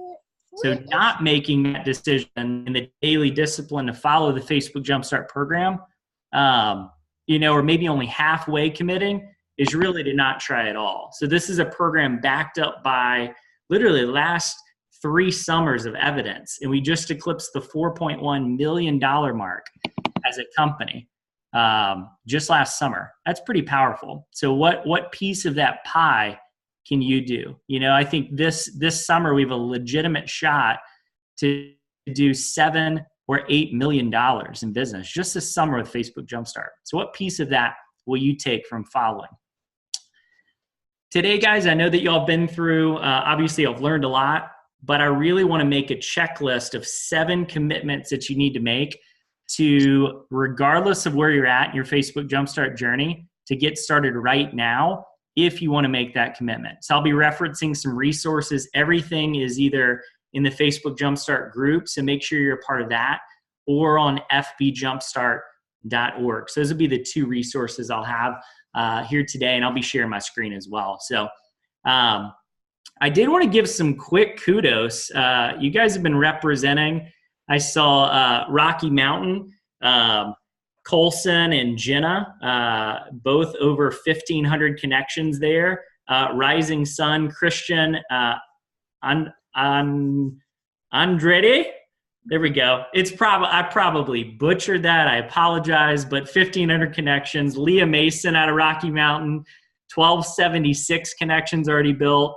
Jared Timmons, district manager, my man, 1,250 connections. Bailey and Claire Beckman, Great Plains, represent at 1,200. So props to y'all. And I challenge you, if those people, obviously you're in the room or you're in the call, lean into some things that they're doing as well, because clearly they're doing something right and they're following the program. So let's dive into 7 commitments that you need to make to get Facebook Jumpstart off to a start. We'll go there. Number 1, I am committed to following the program and the process. So you're committed to following the program and the process. So what do I mean by that?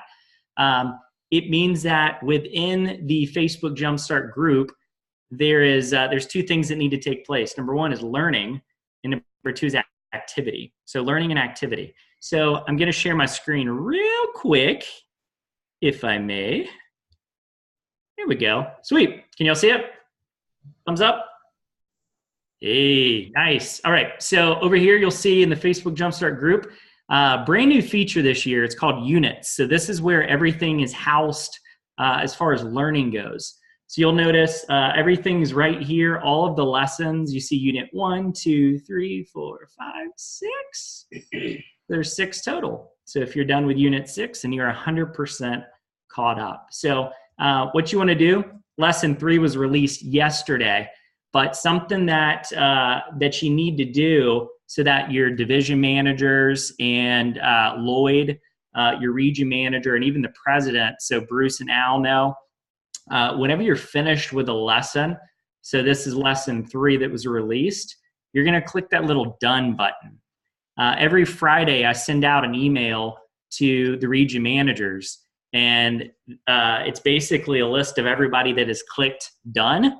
So whenever you click done, that signifies that, hey, I learned this. So next thing that you would need to do then would be to just act on it. So so that is number 1, following the programs in the process.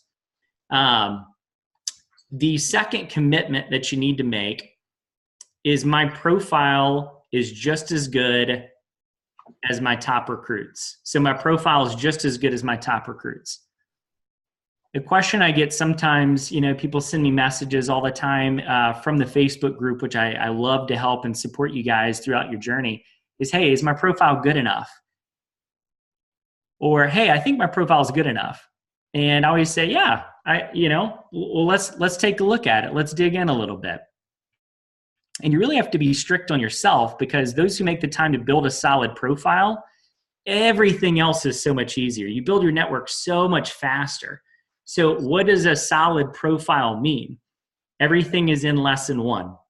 So you click there, it's literally got examples, it's got ways that you can update your cover photo, it's got what's good, what's okay, what's not good.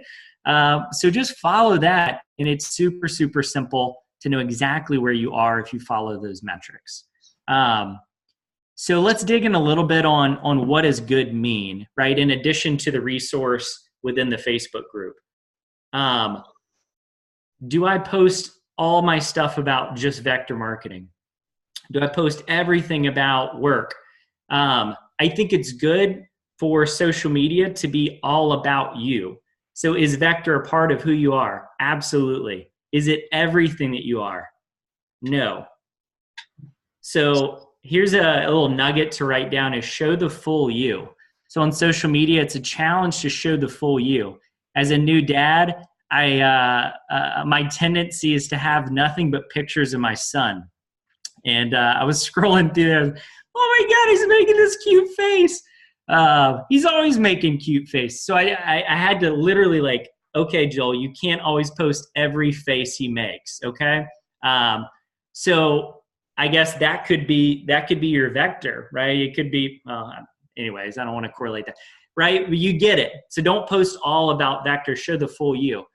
If somebody sent you a friend request and you look at it, let's say this person that requested you is all about Dragon Ball Z. So you look at their profile, you're like, do I know this guy? And everything is Dragon Ball Z pictures. Every picture is this. He's in a Dragon Ball Z costume. He's got spike. Like, if you didn't like Dragon Ball Z, would you accept this guy? No, not at all. So what you're doing, especially at your age of 18, 23-ish, it's not normal to be a business owner or to be able to run your own business. So what we have is something that's so special but so different. They don't have the opportunity. Most people aren't exposed to opportunities like we have at our age. So different is awesome. We chose to do something different, but showing too much of what different is up front can create a disconnect of like, whoa, this person's like very Dragon Ball Z'd out. Does that make sense? Okay. So be normal. Show the full you. Don't show just one piece of you. So can you post about vector? Yes, but don't only post about vector. Does that make sense? You're creating a disconnect and probably not going to accept your friend request. However, what if in that mixture of content in your profile, they see, ooh, this person's kind of like me, right? They go to school. Oh, they're actually like, they have some hobbies. Oh, they have friends. That's cool. Oh, they actually have a life. Wait, what's this? They're in a suit standing next to a BMW. Like, that's kind of cool. You know what I mean? So it creates curiosity, and curiosity will prime that environment for whenever you do send the message in April, more opportunity to be receptive there. Does that make sense, guys?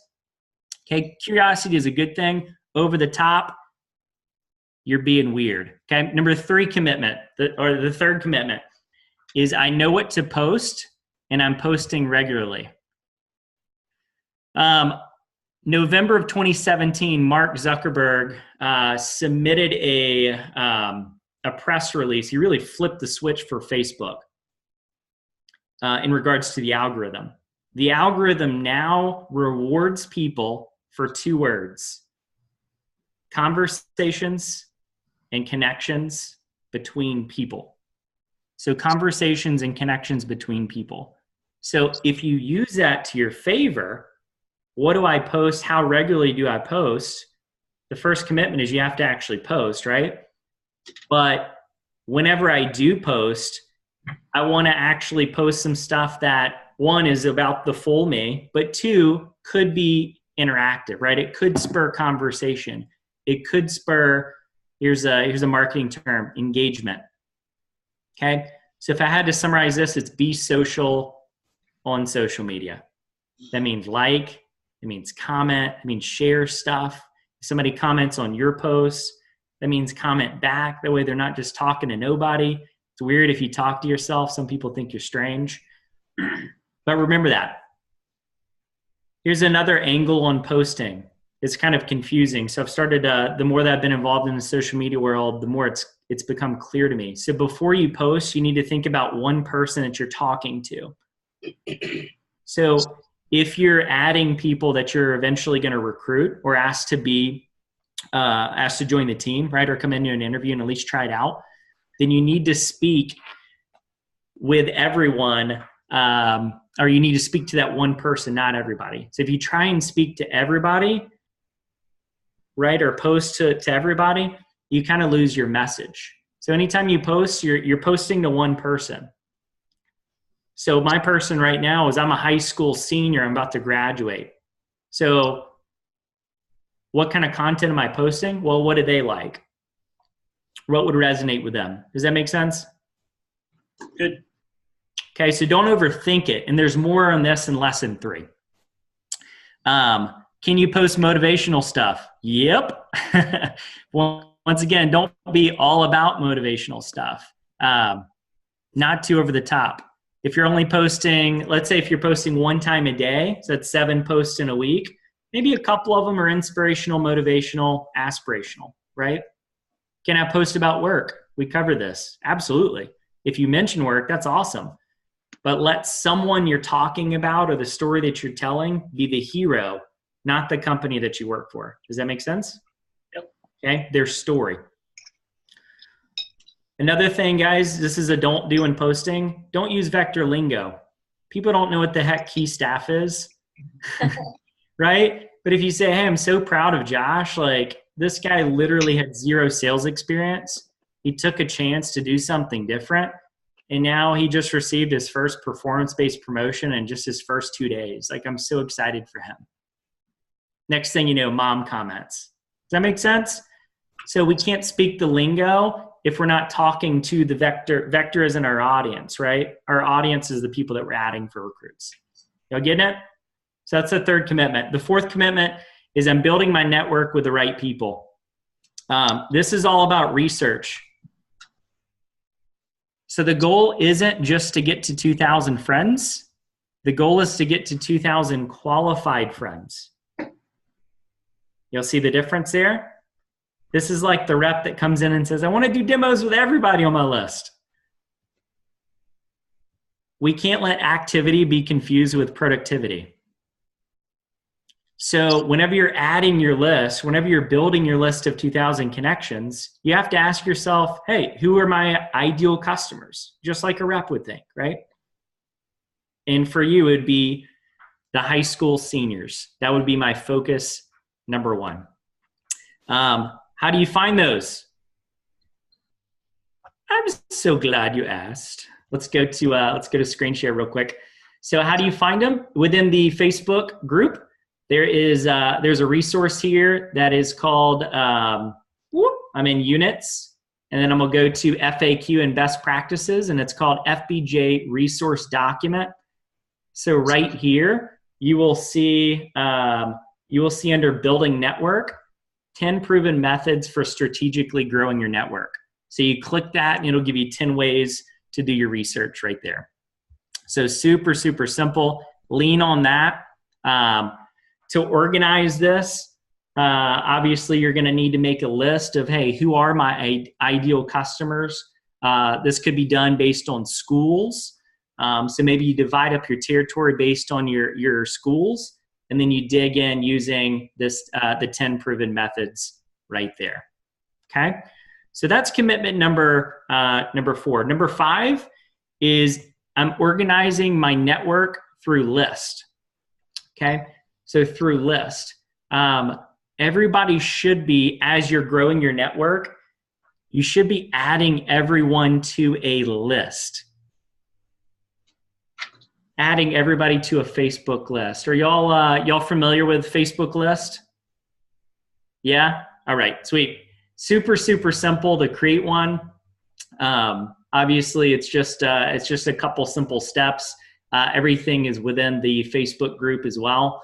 But if you don't know how to, you can just click on your home page, you click friend list, and then you can just create list. I recommend that you do 2 separate lists, one for like your top recruits and then other for everybody else. That way you can prioritize a little bit more.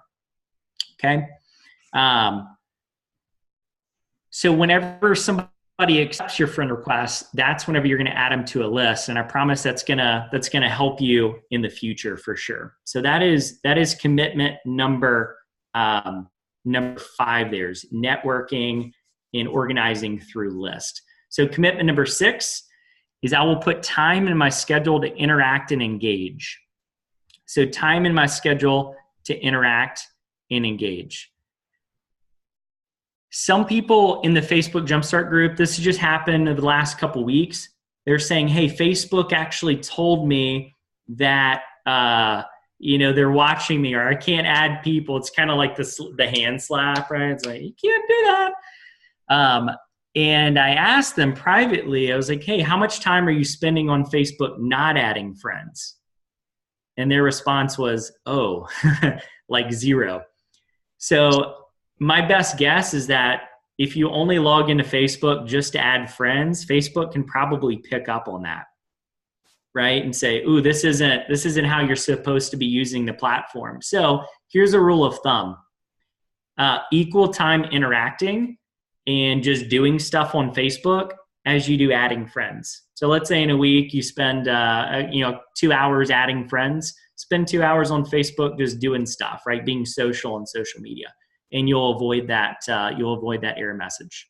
Okay. For more on that, lesson 3 has some insights for you as well. So I'd check that out. The last commitment here. So commitment number 7 is I know where I'm at with friend counts and I know where I want to be. So you need to know where you are first, and then you actually have to have a goal to be able to navigate how to get there. Okay. So to do that, I'm sure that y'all have seen the fbjumpstart.org resource for you. But it's super important that, one, you know where you are. I will tell you this, Facebook, if you go to just friends list here, and then I just click on, let's just see this list here that I have. It actually says, so 195 are on this list. A lot of times this list count may be off. So within your Facebook account, what I would advise you to do, and this is all also within the FAQ that I have posted in the group, is to create an event. It's going to be a private event to find the accurate number on each list. I'm going to click on the list here, and it's going to tell you the true count. Does that make sense? So you can actually, that is a telltale way to find the true count of your friend list. Sometimes it's a little bit buggy if you just go to the friend list and it produces a number. So once again, that's within unit number 1 of the FB Jumpstart group as well, okay? Last thing, guys, is every week, what you're gonna wanna do, if you haven't signed up on fbjumpstart.org, this is a way that you can obviously show that you're working hard, and you can see how you can compare and compete against the division, against the region and the nation, see how you stack up there. So you're going to want to sign up on fbjumpstart.org. I don't know if y'all are seeing my... Can you screen share for us, Joel? Yeah. Thanks. So fbjumpstart.org. And then from here, you're going to click on sign up if you haven't already. And it's going to ask for how many friend counts you already have. You're going to use, you're going to create the list, which I just kind of walked you through. So that way you'll get an accurate count there. And then every week you're going to want to update your progress, right? So you'll also log in every week, or maybe every day, or maybe after every shift. You're going to want to get in there and click submit activity. So that way you can let everybody know that you are moving in the right direction. So, so those are just a few. Those are 7 commitments that you can make right now. If you want to get this thing up and rolling, and if you want to have the summer that you've always been working hard for, then now's the time. So show up, do the work. This isn't something you can procrastinate on. This is something that you have to do right now. So I'm super excited for you guys just to see your opportunity to lead in the Southwest region. I know you can do it. And just remember, every time you say no to sending a friend request, you may be saying no to somebody hearing about the amazing opportunity that we can represent every single day. So hopefully that helps out. I'm here to help if you have any questions as well. Fantastic. Let's give him a big round of applause. Thank you very much, Joel. We appreciate it. And, I think another thing that I just want to piggyback on that, Joel, is the fact that it's all about multiple impressions. I got 8 flyers before I saw a campus table and finally went to an interview.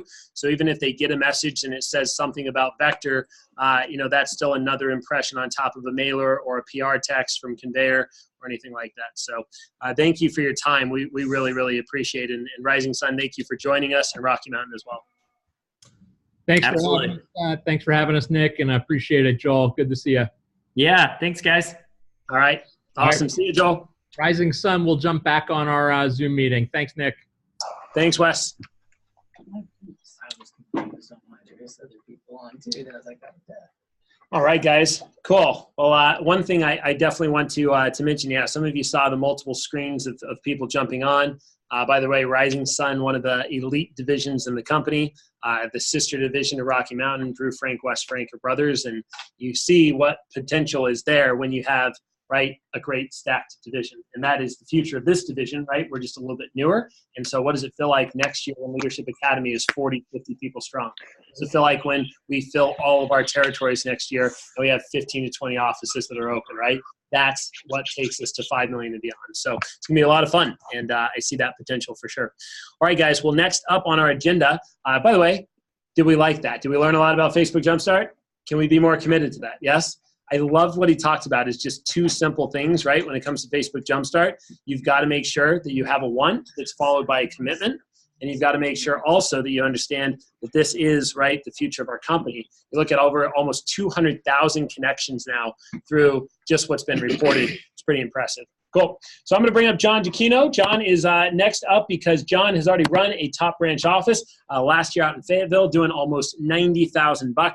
And this year, going after a Silver Cup winning branch. Last year, I would say John probably was the person who had one of the best territories for finding an office. So whether you're opening an office or not, eventually you may, and sometime you might open a business. And we've got a great packet for you on how to find a great office and things like that. So John, go ahead and take it away. I'm going to be pulling up this sheet and sharing my screen so that people can see. But we are fired up for you. Probably what I love most about John is just his eagerness to learn, engage, and target top quality people. And he had one of the highest level PPRs and best Campaign to Date top 25 reports in the entire division, much less just the branches in Great Plains last year. So John, the floor is yours. I'll go ahead and pull up the office searching and be ready to roll.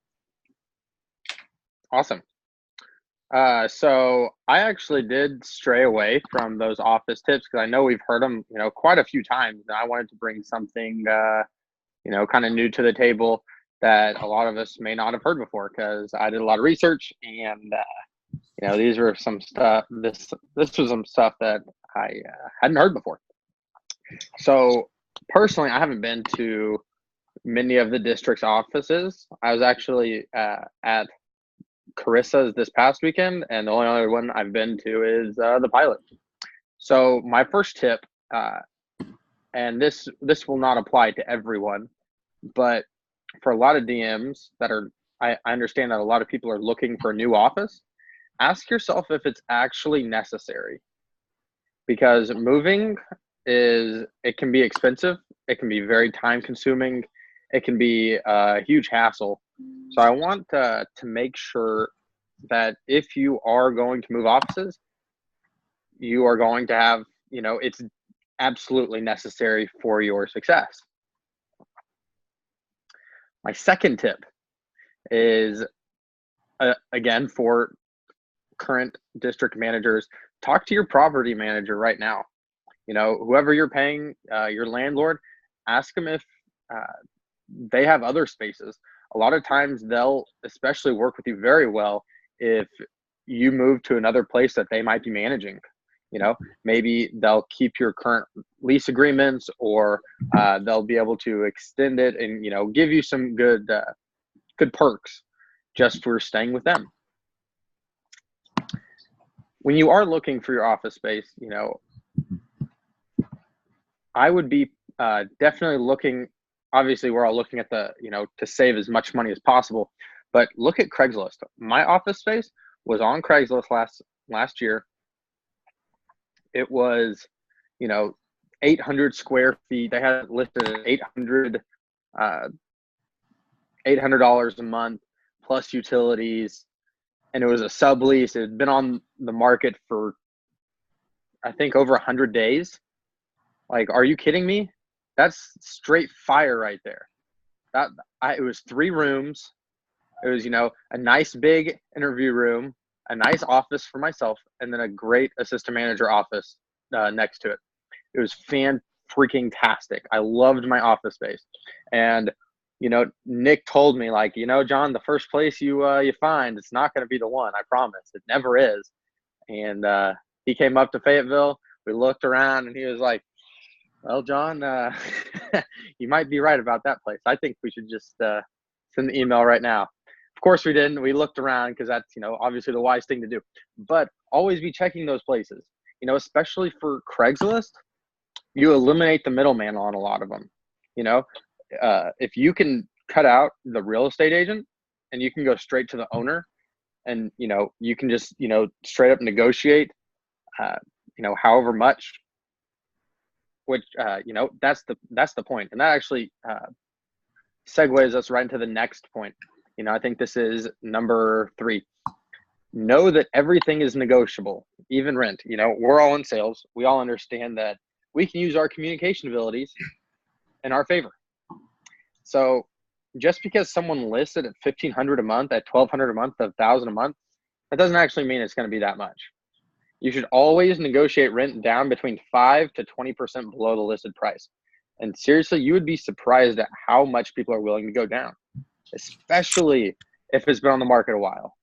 Like, that's straight fire right there. If it's been on the market for over 100 days, you have a good shot at getting a very good deal because it's in your best interest, and you can use that as leverage when negotiating. That also hits the point of looking at offices that have been empty. Oh, this is a great one. I love this point. It was actually just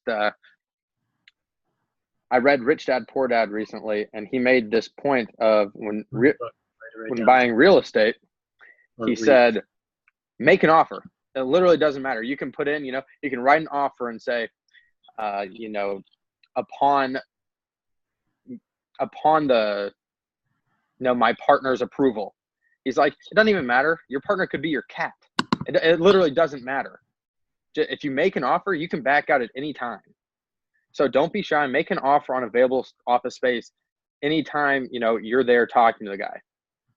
I love that point because it's so upfront. You're not wasting any time. Then my last point is going to be let everybody know. You'd be surprised at how many people are in the real estate business, commercial or otherwise. So put a link in your signature, in your email signature, just saying, hey, we're growing and we're looking for space. Contact with us with any information you may have. And there's by no means, no one's going to look at that and think, oh, that's unprofessional. They're going to think, oh, well, if I know anyone, I'll let them know. If I don't, no big deal.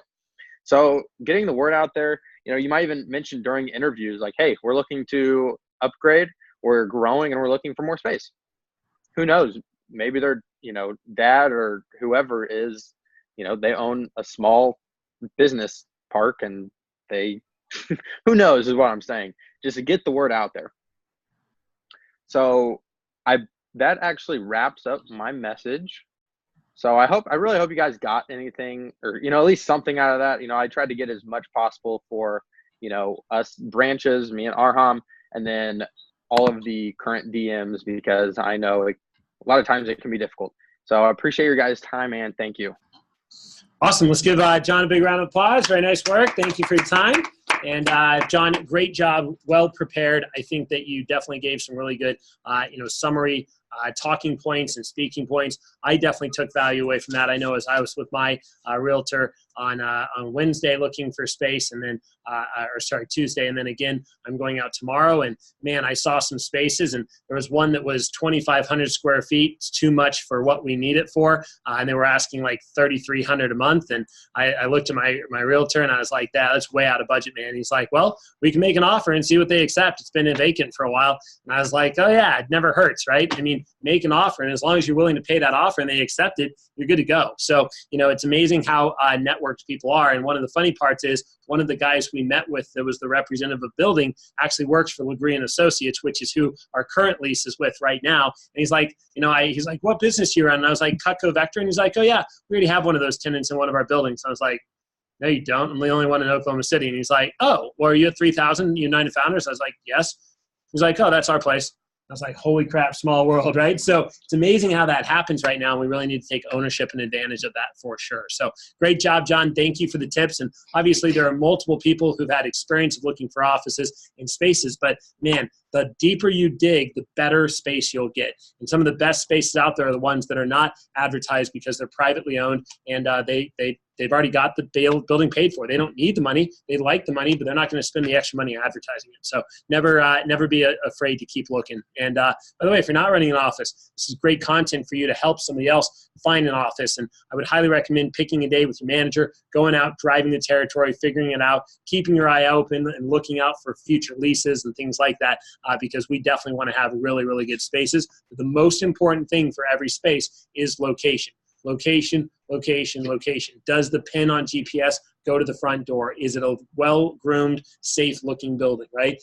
That's the most important. And then you can go into all the other details behind that, but that's got to be your top priority. Sound good? Any questions or concerns for Mr. John right now? We're good on that. All right, fantastic. Well, let's wrap up, guys. The last step of our meeting is all about team management. And I got to tell you, when it comes to team management, the most important thing is to have a system. And I want you to write that down. You need to have a system, okay? The system should be simple. The system should be something that is strategic, right? And the system is something that should be systematized. And what that means is it should be something that happens consistently, frequently, day in and day out. By the way, those of you running offices, I'm not going to pass one around, but this is your opening pack. This is what you get when you open your office. So make sure that you look into that email if you're opening one up so you know what you're getting.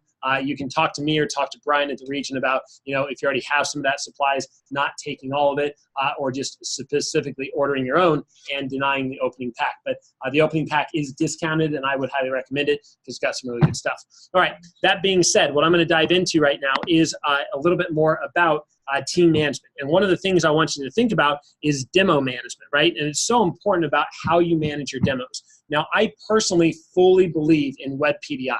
If you don't know what Web PDI is, you need to talk to your manager immediately. Jump on it. It's an amazing system built and developed by an app guy that works for Isaac Tolpin. Isaac Tolpin still holds the record for the #1 division in corporate history, over $10 million in sales. Now he owns a vineyard, multiple other companies, uber successful guy. And he said one fact, and that is, if I can't measure it, then I can't grow it. And it's so true that if you don't know how many demos you have, then you can't have awareness of where you want to get to and if you're on track for your goals, right? We all have heard the tempo of $100 per demo, right? Based on the breakdown is your sales report. So if you've got 40 demos for the week, you're on track for a 4K week, right? I know in the pilot this summer, we're going to have a $100,000 week.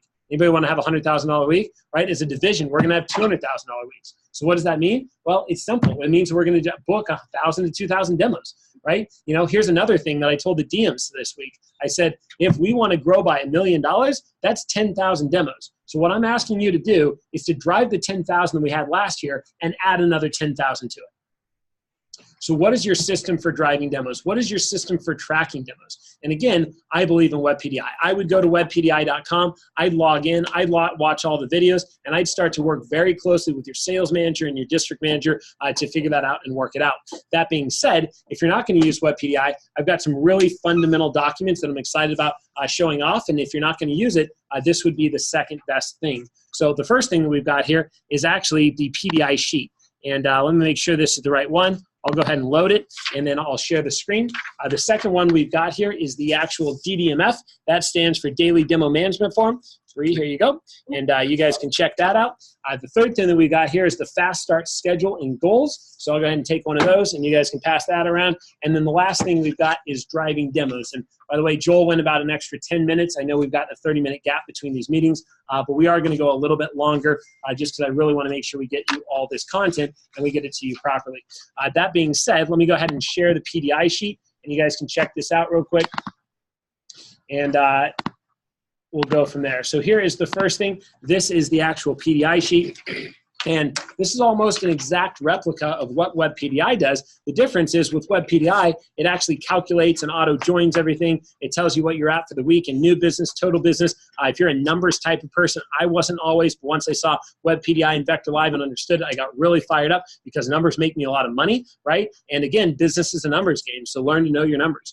What's great about this is you could 3-hole punch it, throw it into a spiral notebook, and now every week you've got a page on every rep. You can write in when their demos are, what their other things are that are going on. You know, one of the things I love is you've got their phone number, they've got this week's dates, you've got their career CPO, campaign CPO, number of names, and numbers to call. And then right down here, you've got all the things you need to know. What's the demo goal? How many did they complete? You know, how many sales? You know, if this was a corporation that you had to put up public reports on, you would want to have all this information. Otherwise, you're not going to pass your next report check.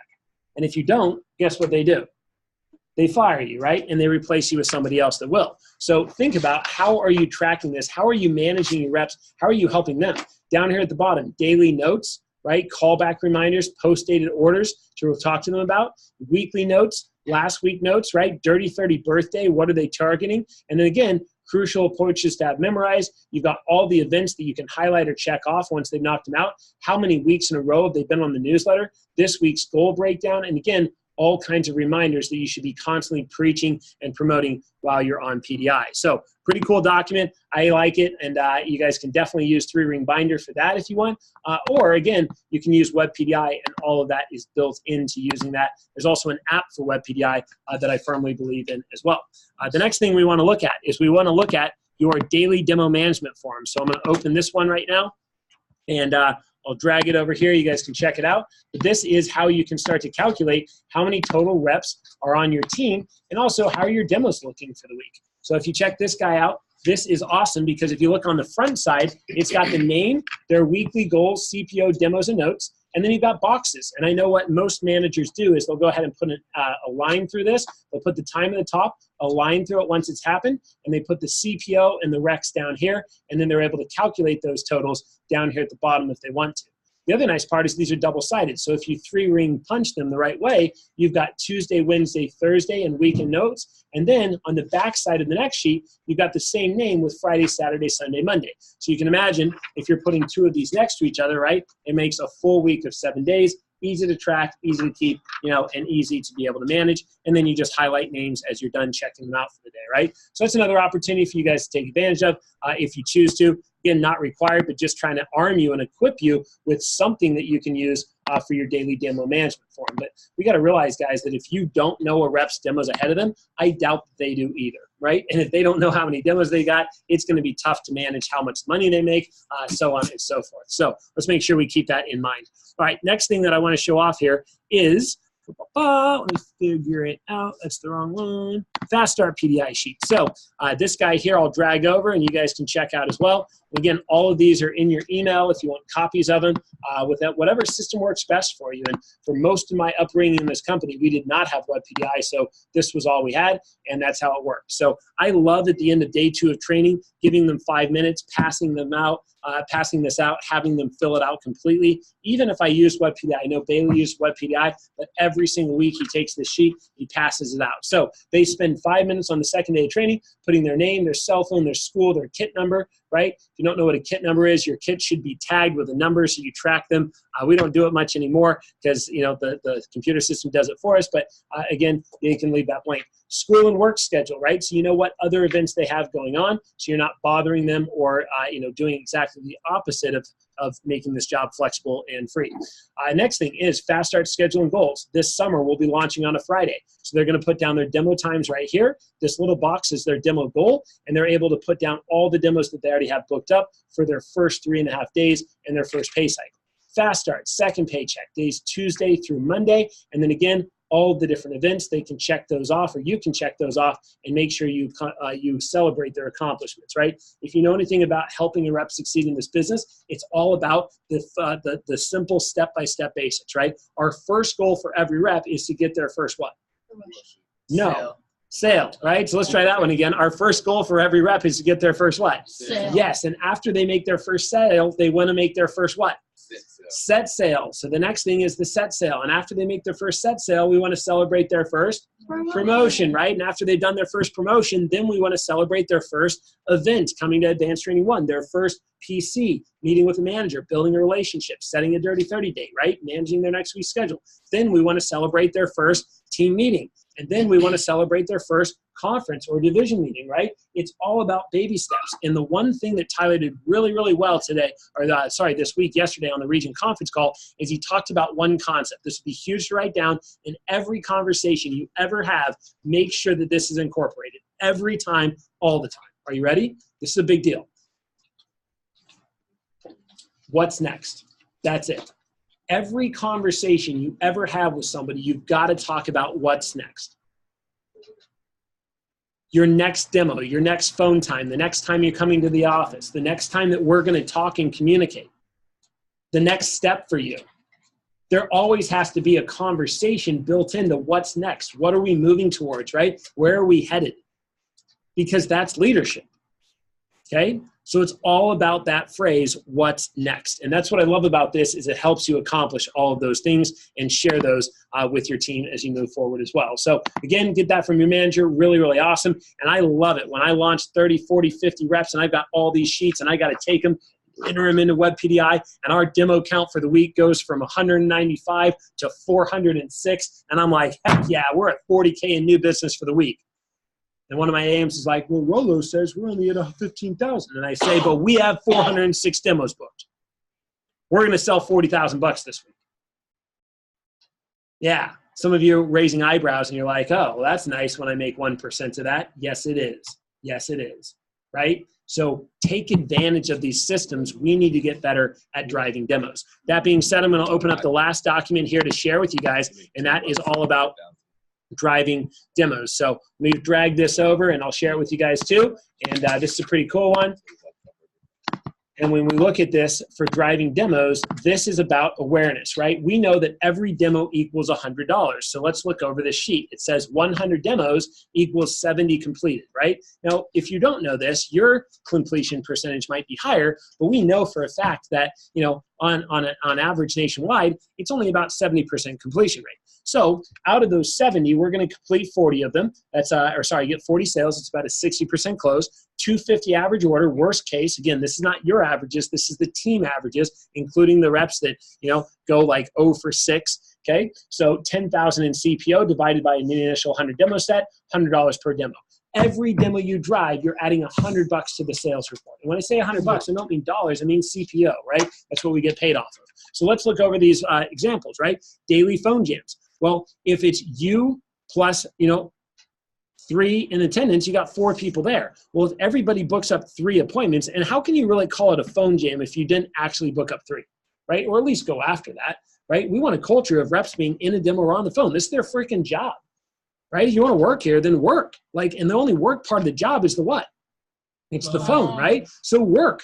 How much are you actually working? It's like, well, I want all these rewards and benefits and all these things. Well, good, then work for it. Work for it. And I get it, the phone sucks. I get it, your relationship with the phone is terrible. So improve your relationship. How do you improve relationships? Quality time. Quality time with your phone. Hold it in your hand more and put it up to your ear more. The more you spend time on the phone, the more you're going to love it, because the bigger your paycheck grows. So if you look over this, right? 1 rep at the phone jam, 3 demos. Well, guess what? You do that 7 times throughout the week. You just added $2,100 to your bottom line. But in the summertime, when we have massive teams, I was telling Bailey about this. I said, hey, what's the most important thing for you to run a successful office this summer? One of the number 1 things we discussed was phone jam culture. You don't need a big staff if the culture of your team is on the phone, go to the office. Like, what do you need to tell them? Like, your job, I'm already at work and I booked 3. What else you want me to do, Bailey? Need me for anything? I don't need a staff anymore. Because why? I set that tone in my training. I set that expectation in the interview. Our team is the #1 team with making phone calls. We are harder workers than anybody else, and the only work part of the job is the phone. So let's look over this. You have 15 reps at phone jams, 7 phone jams throughout the week, $31,000, and that's just from phone jams. Let's look at your team meeting. You know, if you're not thinking big enough right now because your team meetings have been lame or low attendance or they've been a flop, we need to change our thinking.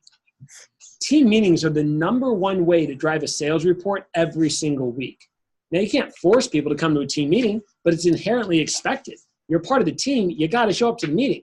You know, we talked about it on Monday, and then on Monday, Claire talked about FOMO, fear of missing out. We want our reps to have FOMO about our meetings. You don't want to miss out because they're the coolest thing in town. Everybody wants to be there. They're the most fun you'll ever have. It's competitive. It's friendly. You learn stuff, and we kick it afterwards. I can't wait for team meetings this summer. They're going to be a blast. And they're going to be so much fun. And so think about it, right? Smaller branch offices, you get 10 people to your team meeting. Well, if you each book 3 demos, you got paid, right, off of 3,000 CPO you created. But I'm fired up this summer about having 50 people at the pilot. We get 3 demos from each one of them. I feel great about that 2.5 hours that I'm at that meeting because we just generated $15,000 in sales for the week. In some ways, that might be more business than we would have created running a training class with their very new friends. Pretty cool. Let's talk about training group first weekend pop. 7 demos. Why? Because we want every rep to not leave until they have 7 demos ahead of them. So let's break down the math on that. You're launching a training group of 10 people. Well, that's $7,000 you got in the first 3 days. You launch a training group of 20 people, $14,000 you got from that group. And that's not assuming you get a $1,000 first weekend ahead. If you get $1,000, now you're depositing, what, $20,000. Let's talk about advanced training. How many fast starters are showing up for that future event? Remember, it's all about event attendance. And we got to remember this, guys, and this is super critical, right? If a rep misses an event, they're 50% more likely to quit. You know why? Because they didn't come in to be positively influenced and to be forced, right, into the accountability of making calls and booking more demos. And if I don't feel good and I don't have demos ahead of me, then why do I want to work here? So let's assume that a representative is the most committed to the job the moment they leave training. You with me? Okay, we'll call that 100% or level 10. Cool. Then if they miss their advanced training 1, they just went from 100% to 50% committed in their first 4 days. And then the manager gets busy or something falls through the cracks and that rep never has a day 4 PC. Well, then now they went from 50% committed down to 25% committed. And then for whatever reason, they have another job and they can't make it into the advanced training 2 or the team meeting. They went from 25% committed to 13% committed. And that happened in 7 days from when they started. If a rep misses an event, you have 24 hours to get them into the office to make up for that event or they are going to quit. As a manager, that might not be true for you, but I'll share with you that most of our manager team went to their first advanced training. Most of our people, and if they didn't, they made up for it.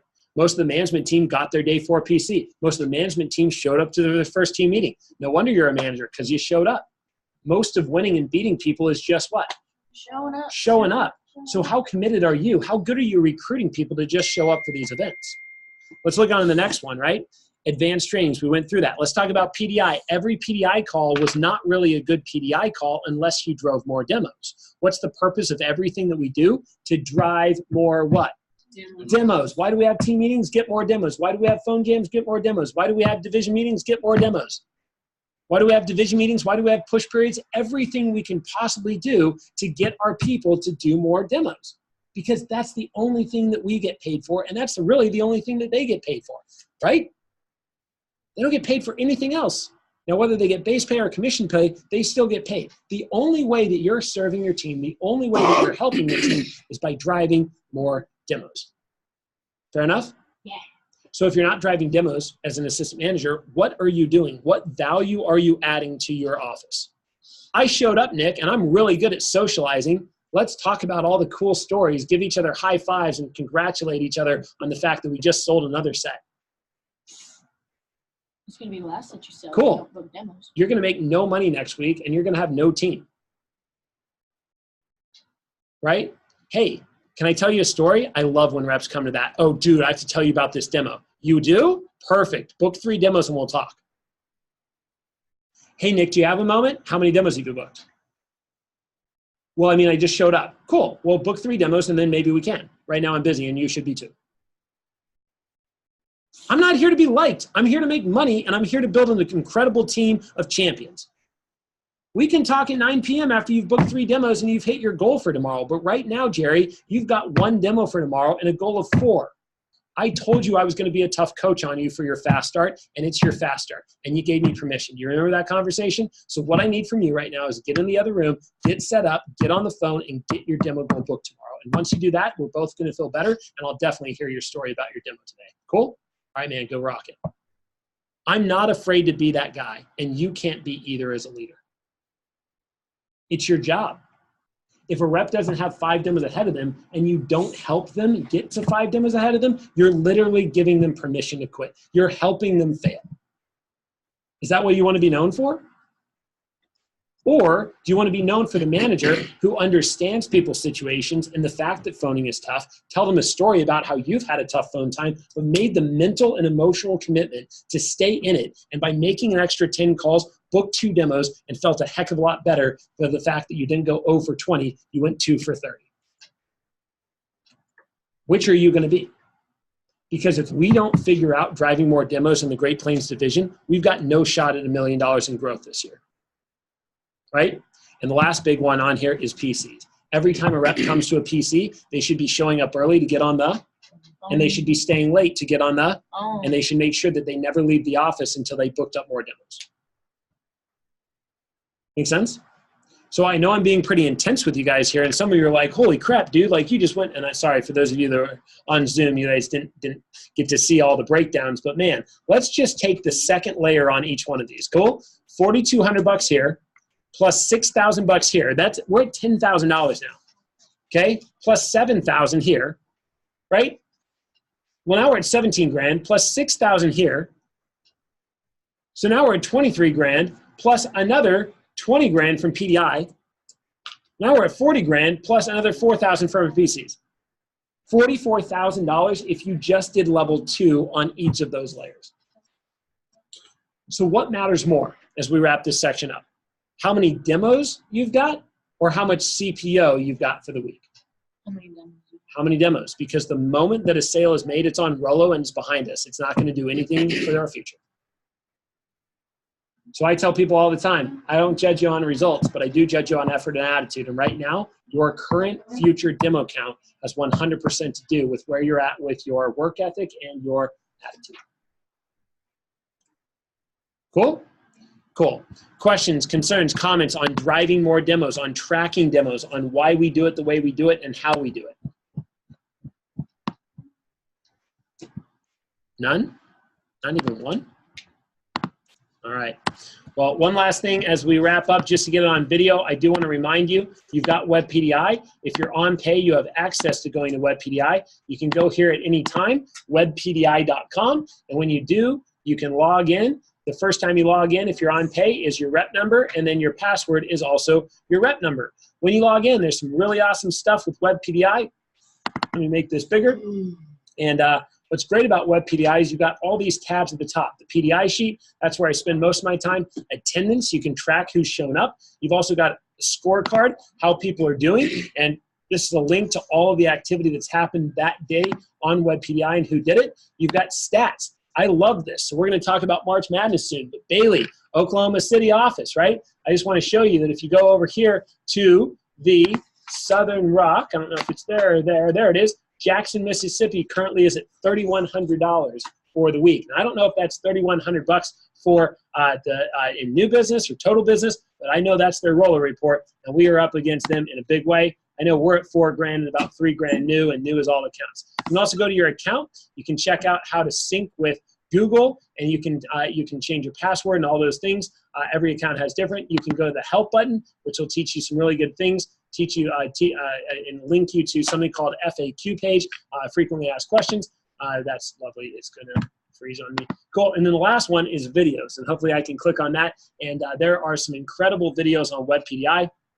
And one of the things I really love about the videos is that they are very much all about screenshots, walking you through how to use it. The first video I would watch is the 22-minute one. It's worth it, and it flies by in an instant. Pretty soon you're like, holy crap, the power of this website. And then if you need a refresher on anything, it's got a bunch of little 2 to 5 minute thumbnail videos about how to get trained, signing up, things like assistant manager access, how to use the PDI sheet, how to track profiles, goals, hotkeys, groups. It's incredible. Every time I watch those videos, I learn more, I get better. I'm going to go back to the PDI sheet real quick and just share with you that what I love about this is that everything is auto-calculated, and everything that I just taught you from all these spreadsheets automatically happens. And in the summer, every minute, every hour, every day counts. So I think about all the time this saves us. And right now in the pilot, we haven't been keeping up with our web PDI program, but it shows that we have demos for tomorrow of the goal. We don't even have a goal in there, but I would put in 20, and as we put in demos, it will track that. Also shows for the week, we have 13 demos for the week and 2 for the day. It shows that we're at 4,000 in total sales, 3,300 in new business, 7,000 in old, and this is auto-synced with Rollo. I can look at every individual order that pulls through right here and when it popped in, who it's for. I can also search and go to Joseph, and I can see all of Joseph's orders that just pop up just like that. It's beautiful. And that syncs every single hour on the hour. You've also got demo goal, right? You've got the ability to search, and it's not just searching names. I can search things like hashtag, right? Or I can search things like Edmund, and anybody that has Edmund in their personal notes is going to pop up in here. So think about finding networks with high schools and people that might know each other. Think about name dropping with recruiting and how easy that could be, right? This is powerful stuff if we use it properly. So I think that's really important for you to consider, right? Also over here, you've got the ability to look at groups, things like fast starts, second week fast starts, staff, events teams, so on and so forth, right? And then you've also got another tab that's organized differently called teams. This is where you know who's responsible for what, and what you can do at any time is you can highlight these banners and you can look at them and say, all right, well, my staff for the week has 8 demos and we've already sold $2,100. I'm pretty excited about that, right? But I can look at my second week fast start group and I can highlight that and I can say that, man, second week fast starters right now, we're already at Thursday and they've currently got 0 demos and they've got 0 sales. Yikes, I should probably put some work into building that layer of my business. You guys with me on this? Okay, one last thing that you can do is you can go down here. I know Alyssa and I just had a great PC, so I can mark for Alyssa that Alyssa and I have talked for today. She's in front of me right now. I can put in her demo goal and her CPO goal for the week. I know she's going out of town, but I know that because I've already put a note in there. So I don't have to forget and look like the stupid manager. Or let's say that I got sick and I said, hey, Kinsey, I need you to PDI my team. I lost my voice and I can't talk today. Well, Kinsey can take over and she can look in here now and notice that she's gone to Hawaii. So instead of Kinsey calling Alyssa and annoying the crap out of her, she can say, oh yeah, I'm gonna go over here. Lovely.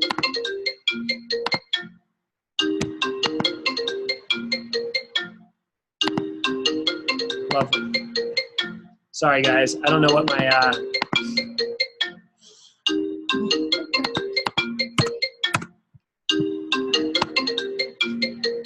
unbelievable.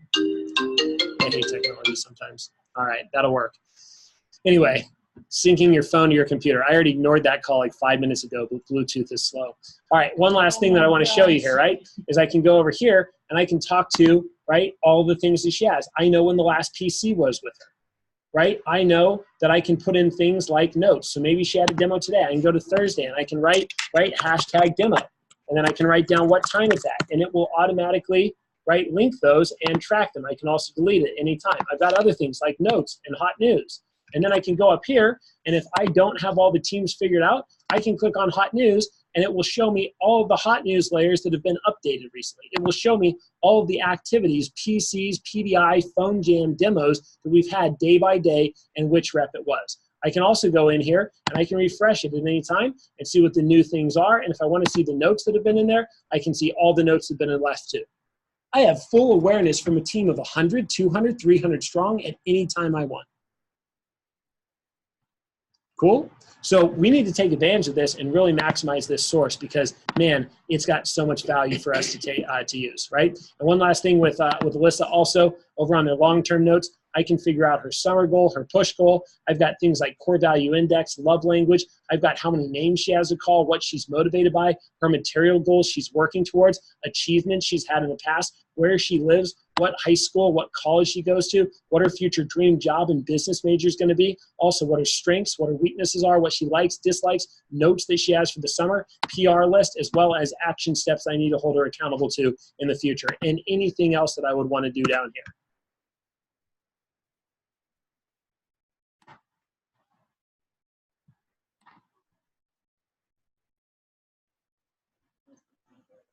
Boom. So, assignments to wrap up today. Assignment number 1, submit, and I need you to write these down, 10 team meeting themes to your district manager. What are some themes for the summer that you want to build your team meetings off of? So submit 10 different ideas of what themes we could build our team meetings around. Second thing is, what are 10 team night out ideas? One of my favorite team nights is the scavenger hunt, but you can't do that every week or it's not so cool. Okay, another one of my favorite team themes is going to a park and playing glow-in-the-dark capture the flag. Last time we did that, we had a blast. We had 45 people, 2 offices against each other, and somebody from the neighborhood thought that there were fights happening, so they called the cops and they brought a helicopter and 3 units to kick us out. And that was a signature, memorable experience. It was hilarious. And we had so much fun, and everybody was bought in. I'm not saying that would be the goal next time we do it, but I am saying that that's what you get when you bring up great ideas. Second assignment is branch in new districts. You have an extra assignment, and that is you need to get me your team name and team chant ASAP. You want to have that culture and that community built early. All right? I'm going to end the Zoom for the recording. Thank you guys for a fantastic Leadership Academy.